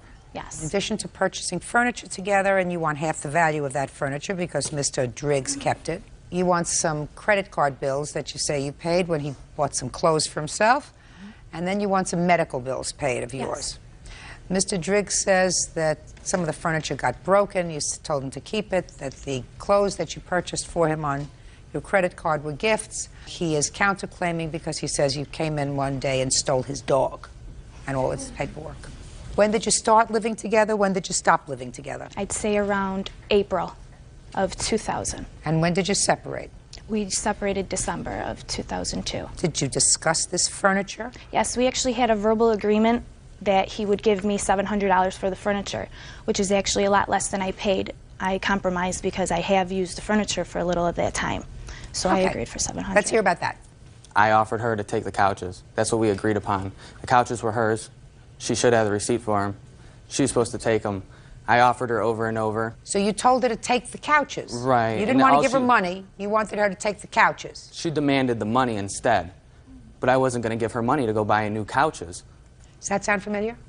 No, actually, we had a verbal agreement on money. That's because he lives in a one-bedroom apartment of whom his witness sleeps on my couches every night. There was a huge rip right in the back of the main sofa when he had moved into his new apartment. From that point on, it was agreed for money because he had damaged the furniture. Had much did you pay for it? Altogether, everything, it was about $2,200. You have all the bills? I have the receipts for the couches. Just for the couches? Yes, we had kept the receipts together. I was only able to take this because when I left, I just left with myself and my clothes. Okay, did you keep all the furniture, sir? Yes. When you purchased the furniture, did you purchase it together? No. I have Who the paid receipt. for it? I'm sorry? Who paid for it? I did. I worked every day. I worked 2 jobs. I go What to about school her? full time. She works at a Delta Sonic. It's like a car wash part-time. I was the one that brought in most of the income. Your Honor, we had moved away together. When we came back, Why didn't you take the couches with you? Why didn't I? Because he had slept with other people, which I have a tape to prove, on my couches. Okay, whether he slept with other sleeping people on the couches. He didn't let me. Listen to me, Miss Gordon. I thought we could resolve the part of the furniture very easily. Let me tell you what my position is with regard to people who live together. We have created an entire court system for people who marry and divorce. Since approximately 50% of the marriages in this country end in divorce, they keep those courts really pretty busy. And we spend a lot of money, public money, on keeping those courts functioning to dissolve marriages. I don't intend to spend a lot of time trying to separate the finances of people who've decided to try it out, because we don't have any courts for trying it out. Forget the furniture. You moved out without it, forget it. You don't want the couches? Gone. Let's get to the clothes. Tell me about the clothes that you say you put on your credit card. We were in the mall, and he didn't have money on him. He asked When? me November 14th, 2002. He didn't have money, so when we were in the store, he asked me, he's like, can I put these on your credit card, and I will pay you immediately. Let me He never see. did. Go ahead, Mr. Driggs. Let me hear. November 14th, you bought some clothes. Deanna and I were out together. We lived together. We paid for things together. She was out shopping for herself like usual. I didn't have money on me, so we were in the same store. She says, I don't have any money on my credit card. I said, all right, well, there's a couple things I want to get. She says, well, why don't I just buy them for you? Because I've paid for other things in the past, like her transmission to her car. She offered to buy them for me as a gift. When did you pay for the transmission for her car? Oh, that was a while ago. That's really irrelevant, but I'm just saying, Well, like, if it's really irrelevant, sir, why are you bringing it up? She went and bought herself a pair of underpants for $20, and you bought $190 worth of clothes. Right. And that was a couple of weeks before you separated. Right. And So then- pay for it. Well, she's being vindictive. No, it was a gift. Pay for it. Now, you want to tell me about these medical bills you think he's responsible for? Yes, while we were together, instead of breaking up with me and going to sleep with people, he slept with other people, and I never found out until afterwards. I found a tape, because he taped it, and my witness, and I went and I got, like, examined and checked for diseases. He's not responsible for that. It's your poor Well, judgment. he should have took the responsibility to use protection if he has a girlfriend. Listen to me very carefully, madam. We have courts that take care of certain kinds of problems. Poor judgment in selecting a boyfriend does not fall into any category that I know of that requires judicial time. The fact that you were smart, you went to a doctor to have yourself checked out, very smart. He doesn't pay for that. I Next wouldn't time have you be had to. smarter. Next time you be smarter. And who you pick. You owe $190.32. You want to tell me about the dog, Mr. Driggs? Yes, I'd love to tell you about my dog. When we lived together, we had a roommate. The roommate gave me the dog for the company of my other dog. I have 2 of them. It's a lie. These are my dogs together.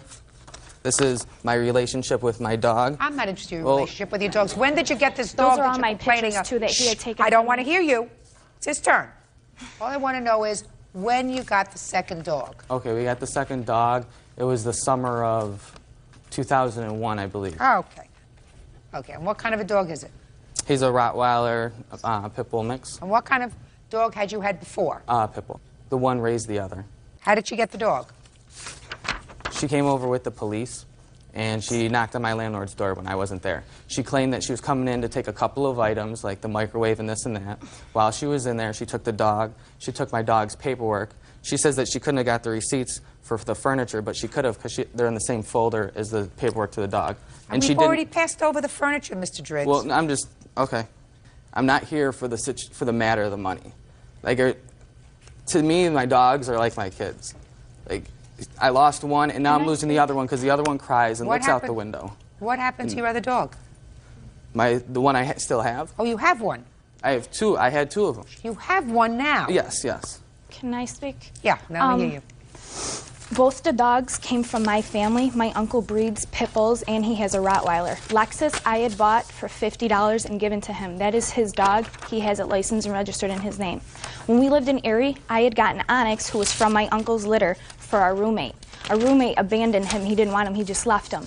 Mike had said, he's like, well, if you want another dog, it's your dog. It's licensed and registered in my name, and I have all the vet bills. And I have the same pictures he does. He took them from me. Mr. Driggs, did the second dog that you had, was that originally your roommate's dog? Yes. Where did it come from? It did come from her uncle, and he did pay for it. Who paid for it? My roommate. He paid Did her your uncle. roommate? He gave me the dog. That's hearsay. I have a notarized statement right here from William Talton with a court order saying that he left me the dog, and Deanna got the shots for him. Just a second. When did you get a notarized statement from him? This past Sunday. Rip it up and throw it away. It's meaningless. He came back. How come I have the receipt for registering the dogs? Onyx is registered to my address where Deanna never lived. She was not a tenant. In the 2 months that we were not living together before we had broken up, she never took the dog. I have a dog license issued to Deanna Gordon in March of 2002 for this dog. Mr. Driggs, listen to me very carefully, sir. You know that couch that you have and all the furniture? Yes. You know what I said? She can have it. You know what I said to Miss Gordon with regard to the furniture? That I'm not getting involved with who gets a love seat, who gets a sofa, who gets a coffee table. I'm not waiting. I didn't go to school for that. Right now, it appears to me you have a dog and she has a dog. And the dog that you're both fighting over is a dog that came into your relationship as a puppy. So neither of you had any major attachment more than the other because you took care of the dog together. Right now, each of you has a dog, and I'm happy. So your counterclaim, sir, is dismissed, and you owe her $190.32 for your clothes. Goodbye, have a happy life, and don't bother me anymore. Parties are excused. You may step out. She's abusive. She's vindictive. I have hit him, but he threw bones and several frozen water bottles, and I let it happen so many times, and then one time I did hit him. Life goes on. It's not a big deal. You gotta watch out for the moochers, definitely. His ex-girlfriend is her witness, and neither one of them can get over us, and they just feed off of each other. They're obviously mature and just need to go. This is over with now. And now the next case. All parties in the matter of Shia Marinas, step forward, please. Nurse Beatrice Shia is suing her neighbors, 16-year-old Scott Marinas and his father, Michael. Beatrice says Scott shot her window with a BB gun. Miss Shia, you and the defendant are neighbors. Yes, we are. And it is your claim that this young man, I assume this young man, Yes. his son, was playing with a BB gun and shot out some of the windows in your house and sliding doors. Mr. Marinas says that's not possible because the range of this BB gun is such that it could not have caused the damage. Is that right, sir? Correct. When did this happen, Ms. Shia? October 16th. I was asleep. I work nights, and I heard almost like an explosion. But I was asleep, so I was thinking, you know, I was dreaming. What time of the day? It was about 4:35 in the afternoon. Okay. Go ahead. And a few minutes later, my son came in and told me that our window had been broken. So I got up, went to the backyard, and we have a slide next to our fence. And I climbed up on the slide and looked to the field. There's a field behind our house. And I didn't see anybody. The next day, about the same time, my son came out again and said that he had heard the same kind of sound, which was like a pumping sound right before. Step up. Tell me your name. Andrew. Andrew, tell me what you heard on the 16th and the 17th. On the 16th, I heard, like, before I was playing with my dog, and I heard like a pumping noise, but I didn't pay no attention to it. And 17th, I heard the same noise, and I ran and told my mom that. When you heard the noise, did you see anything in your house? I heard like a little like crackling noise, and then I looked at the sliding door, and it started to like crack and shatter. And when was this, on the 16th or the 17th? On the 16th. And what about on the 17th? On the 17th, I heard the same noise of the pumping, and then I ran to my mom and I told her, and we woke up and looked through the fence. Was there any damage done to your house on the 17th? Yes, we had a sliding door break. And also, after I had turned in the papers to the court, I was putting up my blinds to the bathroom window, and I noticed that that window had also had a little hole. Judge Judy continues in a moment. We do have a witness, but a witness that will tell me what? That was with him the day it happened. Oh, I'd like to hear that witness. Jeffrey. Real cases, real people. Judge Judy. Beatrice Shia says neighbor 16-year-old Scott Marinas shot out her windows with a BB gun. Scott says that's impossible. You have pictures? I have a picture of our backyard showing their house. I'd like to see that. And I have a picture of we had already cleaned up the glass when we took this picture. Okay. But also, on the 16th, Scott admitted to me that he was shooting in the field, that he had bottles, and he was shooting at the bottles towards our house. Is that right, Scott? True. No, it isn't.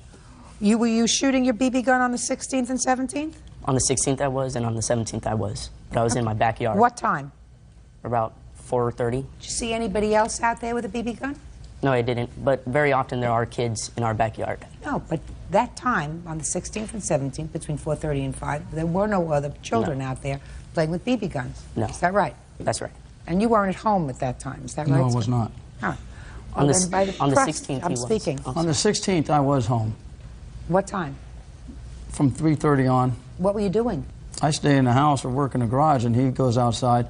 Where I understand this, you're not supposed to play with guns in a residential area, and I have pictures here to show that we don't live in a residential area. My home is backed up against the National Forest. I have no neighbors behind me. At between 4:30 and 5 o'clock in the afternoon on 2 separate days, the plaintiff had windows or glass shattered in her house.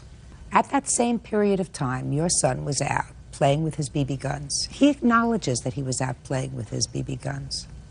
Now, there is a possibility that some other young person, some other older person, some flying bird caused the damage to her windows. There is a possibility of that. This is a civil proceeding, however. And in a civil proceeding, I have to make a determination that there is more evidence than not that your son caused the damage to her house. And to me, it is too coincidental that at the time that her windows were shattered, your son was playing with his BB gun, and you are her neighbor. Your son, shh. Does it look like you're losing? No, speak not. So what your son should not be doing is playing with a BB gun. Anyway, because just as easily as her windows got shattered, some 4 or 5-year-old can be playing outside and lose an eye, lose hearing. I mean, I don't see what the necessity is of having a BB gun to begin with. I don't understand why he's not inside, you know, practicing the violin, why you think that it's important for him to have a gun to begin with. It's not important. Do you understand? Yes, I do. It's stupid. Now, you have anything else you want to tell me? No, except for we do have a witness, but a witness that will tell me what? That was with him the day it happened. Oh, I'd like to hear that witness.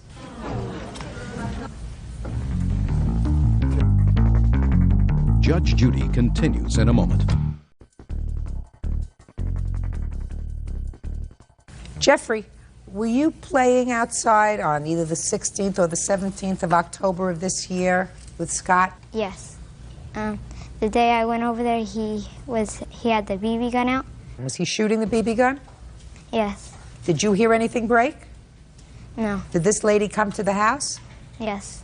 Your Honor, actually, I didn't know anything about Jeffrey until his father is the one that mentioned to me that if it wasn't for Jeffrey's fault that, you know, Jeffrey asked Scott to take out the gun, I never would have known that Jeffrey was even involved. So after I talked to his father, and his father said, no, you have no proof that my son did it, you have no witnesses, he actually gave me the witness, and then, you know, that's when I talked to Jeffrey. Okay. And asked him what happened. I'm glad that you came. It was important that you come and always tell the truth. Testimony wasn't necessary. I have to find that there's more evidence than not that you caused the damage to her house, and I find that that's true. You didn't have to play with guns. Guns are for people who can't use their words. If you can use your words, you don't need a gun. Get smart. Use your brains. The other thing is stupid. Now let me see what the damage was done. You had 2 windows broken. Is that right? Yes.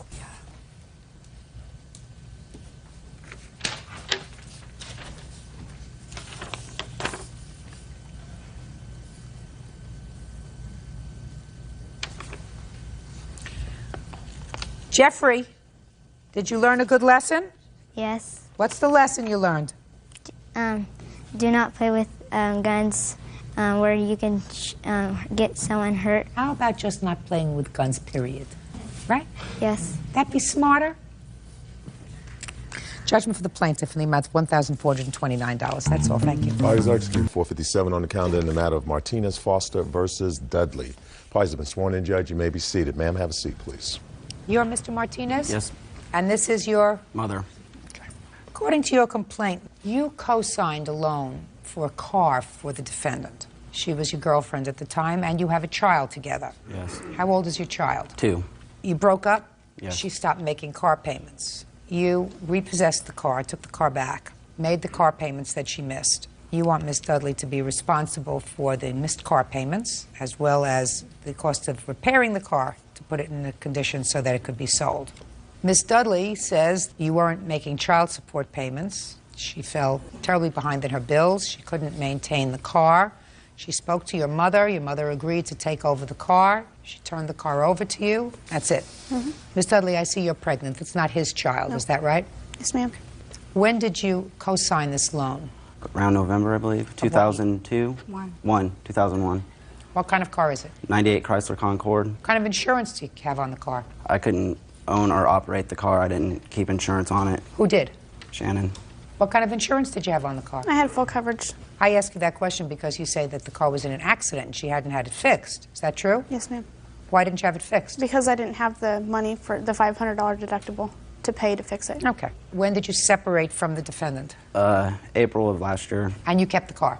Yes. When did you fall behind in the car payment? I believe in June or July. It's supposed to be $375. I paid $150 and I couldn't, that's all I could afford because I had to pay for our son's daycare and everything. Was that in June or July? I believe I paid $150 in June, and then in July I didn't pay anything, and they took the car in August. Is that correct? Yes. Yeah. So she owed $375. She owed $225 from June, $375 for July, and $375 for August. I thought you took the car back. We did take the car in August, but she didn't make the August payment. But you had the car in August. Yes. So she doesn't make the August payment. Okay. So tell me about the conversation that you allegedly had with Miss Martinez about the car. I told her I was behind and I couldn't afford to pay for it. Did you tell her that by phone or in person? I told her on the phone. Miss Martinez, do you remember the conversation?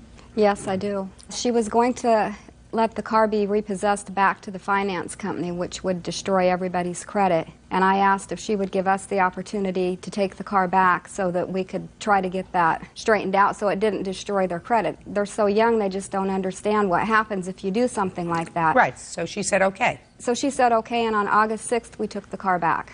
Okay. Mr. Martinez, when you separated from each other in April, yes, Your Honor, and she went to live with her mother, Were you making child support payments? No. Why not? Because we went to child support recovery and got the papers for her to fill out and for me to fill out so we can get child support rolling. And until that time, we were buying diapers and filling everything up. What does that mean? Just giving her stuff for my son until the child support went through. Were you working? Yes. Then I don't understand why you weren't giving her money. Because it's just considered gifts. You have a child. The child has to be supported, whether a court tells you or not. I had him half the time, Your Honor. Oh, you did? Yes. And I have What half? documentation. It's all documented right here. All the months that I had him half the time. Let me see. From April to August, I believe. June. What's the child's name? Felix, or Phil. Absolutely. Looks to me as if you did see him a substantial period of the time, probably half the time. Is that right? Yeah, I wasn't going to keep him from his father, even if he No, wasn't we're helping talking me. about support here. I mean, your defense to letting your car payment go is because Well, I mean, I was paying for all the daycare and food and clothes and... You were paying for all the daycare? Yeah. Were you working? Yes, I work full-time. Yes. My cousin works for the county, and we got her subsidized daycare. So? So it was cheaper for her. Shh. Just a second. How much was it costing you? When I fell behind on the car payment, I was paying $150 a week for full-time daycare. Why weren't you paying half? I don't know, Your Honor. I don't know either. Why weren't you paying half? Because my lawyer told me not to. Well, that's your problem. Mm. That's your problem. Your lawyer told you not to? Fine. How do you expect her to pay $150 a week for child care, which is a lot of money, and also make a car payment of $375? Where were you living? I was living on my own at the time. So? And then How'd you expect her to do that? I was paying all my bills that I have, and then getting caught back up on some debt I had from Dr. Bills previously, and then... How did you expect her to do that, Miss Foster? I'm not sure at what time she started receiving subsidized daycare, but when she was living at her foster mother's house, she wasn't paying rent. We provided all of her diapers. And, I don't want to hear okay. diapers. I'm talking about $150 a week, net money, that she has to come up with in order to maintain her job. And he doesn't have to live on his own. Let him come home and live with you. If he has a child that he's got to support. He is now. That's good. That's what he has to do. He never protested child support. He wanted to pay it all along, and he's never denied that he shouldn't. And from the time that she applied to the time that she was awarded child support, there wasn't an order established, so he didn't... Doesn't have to have an order, madam. According to what your son tells me, he knew that this $150 a week child care was a very heavy burden on her. So you had a relative who was able to get that subsidized, so he knew about it. Yes. And my real question to you is, understanding that she fell behind at a time when she was trying to make ends meet and working full time, why would you sue her? Why? Go ahead. Your Honor, I didn't... Shannon has a poor work history, so I don't know if she's working or what she's doing. If I gave her that money, how do I know where it's going to? So, I don't know. Your Honor. Shh. You don't have to give it to her.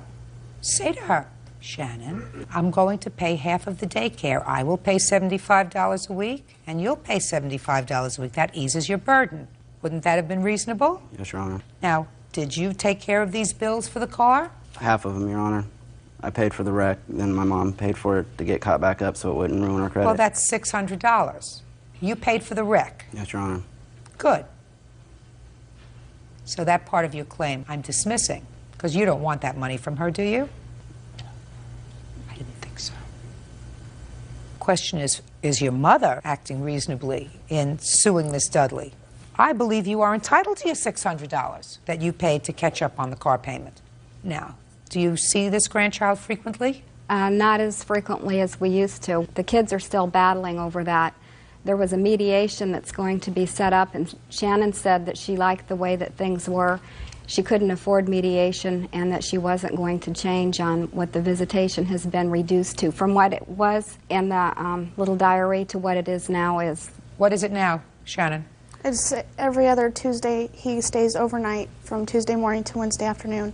And then the opposite week of that, he gets him from 9 a.m. to 5 p.m. on that Tuesday. Is there any reason for cutting back on the schedule so dramatically? They had talked me into it. Ever since I've left him, they both bullied me around about it. What do you mean they bullied you around about it? Child has a father. I know. I've never asked him not, you know, I've never held him back and not let him see his father. But it Not just see? Be a part of his life. The way that it was Tuesday until Thursday, and it seemed like every time he went, you know, for a visit on the weekend and came home, he was leaving again, and I hardly ever got to see him. You think he had him more of the time than you did? It seemed like it, because I'm working full-time during the day. He works overnight, so he has his days free when he has them. Now, if he has his days free, as opposed to your son being in daycare, why wouldn't you let him be with his father? He does. He goes, instead of a standard visitation at Friday at 5 o'clock, you know, he goes in the morning and doesn't go to daycare. He goes to daycare part-time now. Okay, good. Who are you living with now? My boyfriend. What does he do for a living? He's an electrician. Does he act reasonably towards your son? He treats him very, very well. Good. Does he have children of his own? No, he doesn't. Fine. You owe Miss Foster $600. Okay. Okay? Yes, ma'am. As far as the cost of repairing the car, you're going to deal with that. You want to take care of that, right? Yep. Judgment for the plaintiff in the amount of $600. Thank you.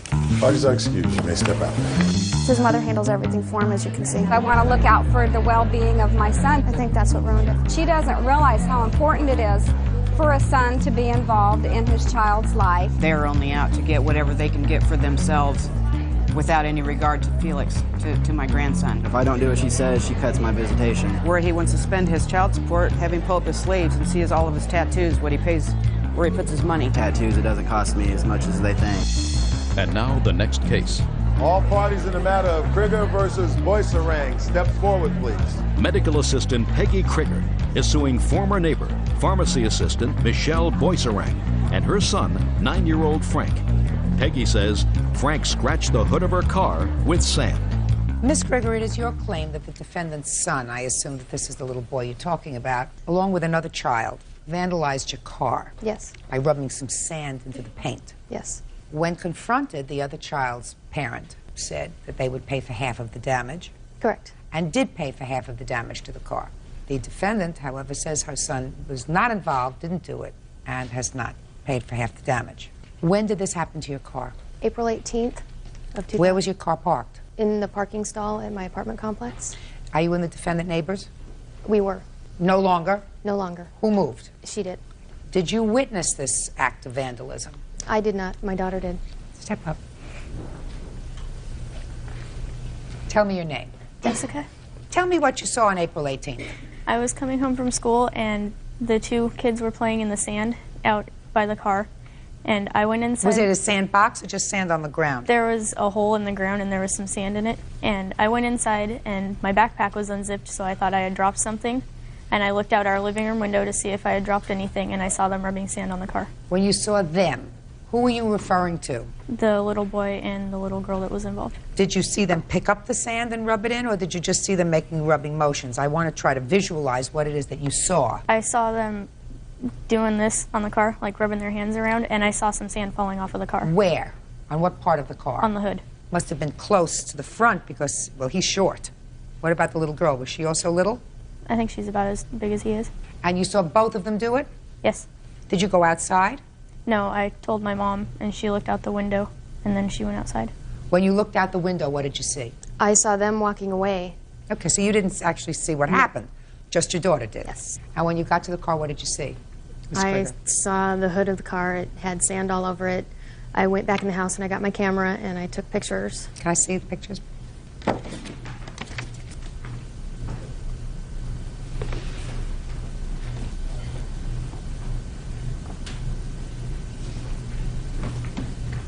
Were they both on the same side of the car? No, they were on different sides. Was he on the driver's side or the passenger side? I think he was on the passenger side. But they were making that rubbing motion from two different sides of the car. Was that what you saw? Yes. You're positive of that? Yes. Good. Step up here. Judge Judy continues in a moment. You want to know why it's better to tell the whole truth? Because then you don't have to remember the lie that you told. That's why guys are always getting themselves into trouble. Real cases, real people. Judge Judy. Peggy Krieger says former neighbor, 9-year-old Frank Boyserang, scratched the hood of her car with sand. Frank says she's blaming the wrong kid. Oh, what's your first name? Frank. Frank. What's the name of the little girl you were with? Mackenzie. Are you a friend of Mackenzie's, or were you? I was, but I'm not now. Because you don't live in the same place anymore, is that right? Right, and she doesn't either. Okay. How old are you? 9, turning 10 on October 29th. Are you a smart boy? Mm-hmm. Do you go to school every day? Yeah. Now, do you remember that day in April when you and Mackenzie were playing with the sand? Yes. I want you to describe that sand hole to me. Okay, it was in the grass, and some of the grass was gone, and there was some sand in this hole, and so Who found the sand in the hole first, you or Mackenzie? Mackenzie. And what did she say to you when she found the sand in the hole? She said, "Hey Frank, look it, there's sand." So and you came over. And I came over to look at it, and so she picked it up and she started rubbing it all over the car. And so I went over there and I was wiping it off. I went over there and wiped it off. You're wiping it off. Is that what you're telling me? Yes. Go down over there.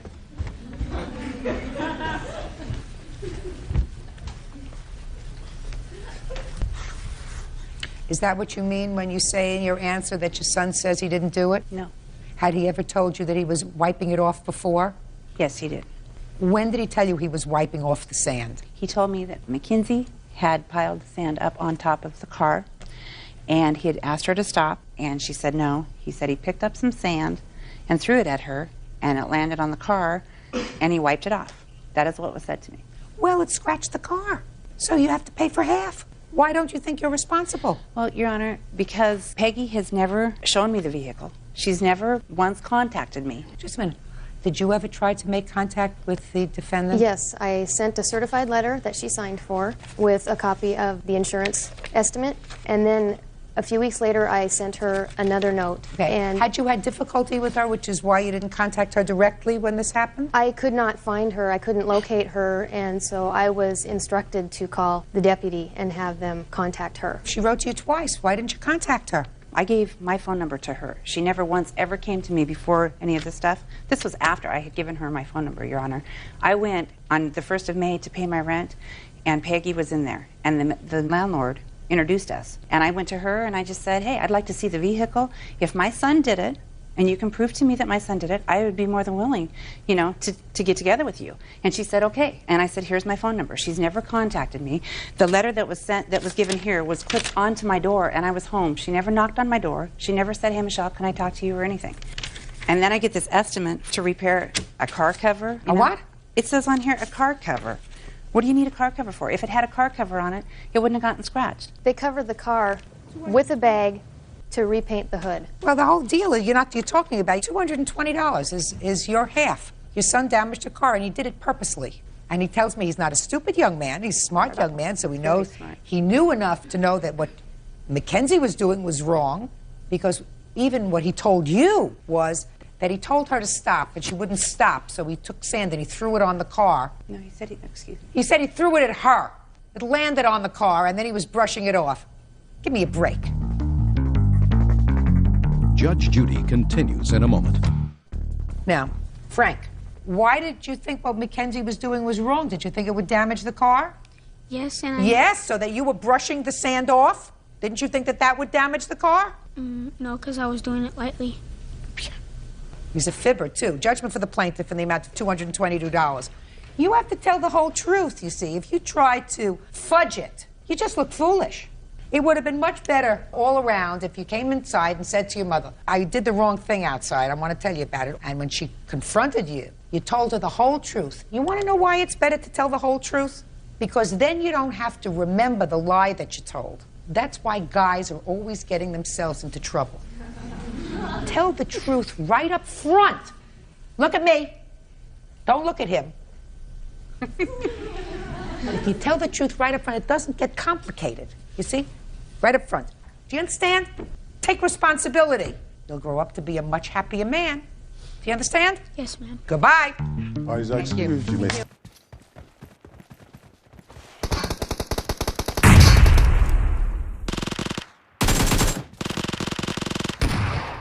The blue team has scored for the first time!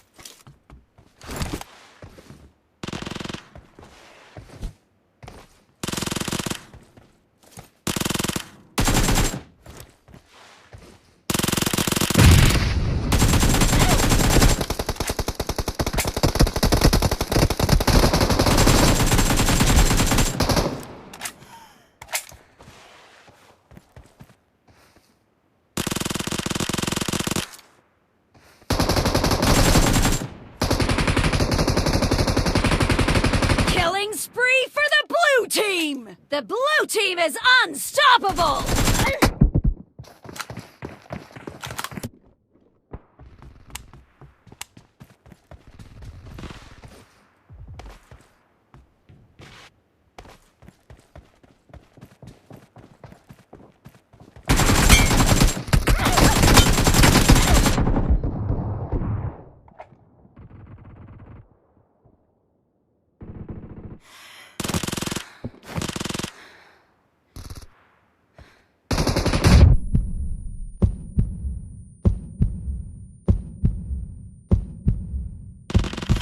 The blue team is in the lead.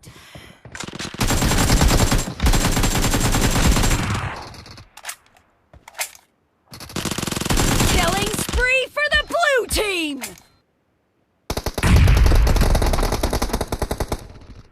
Marked a location.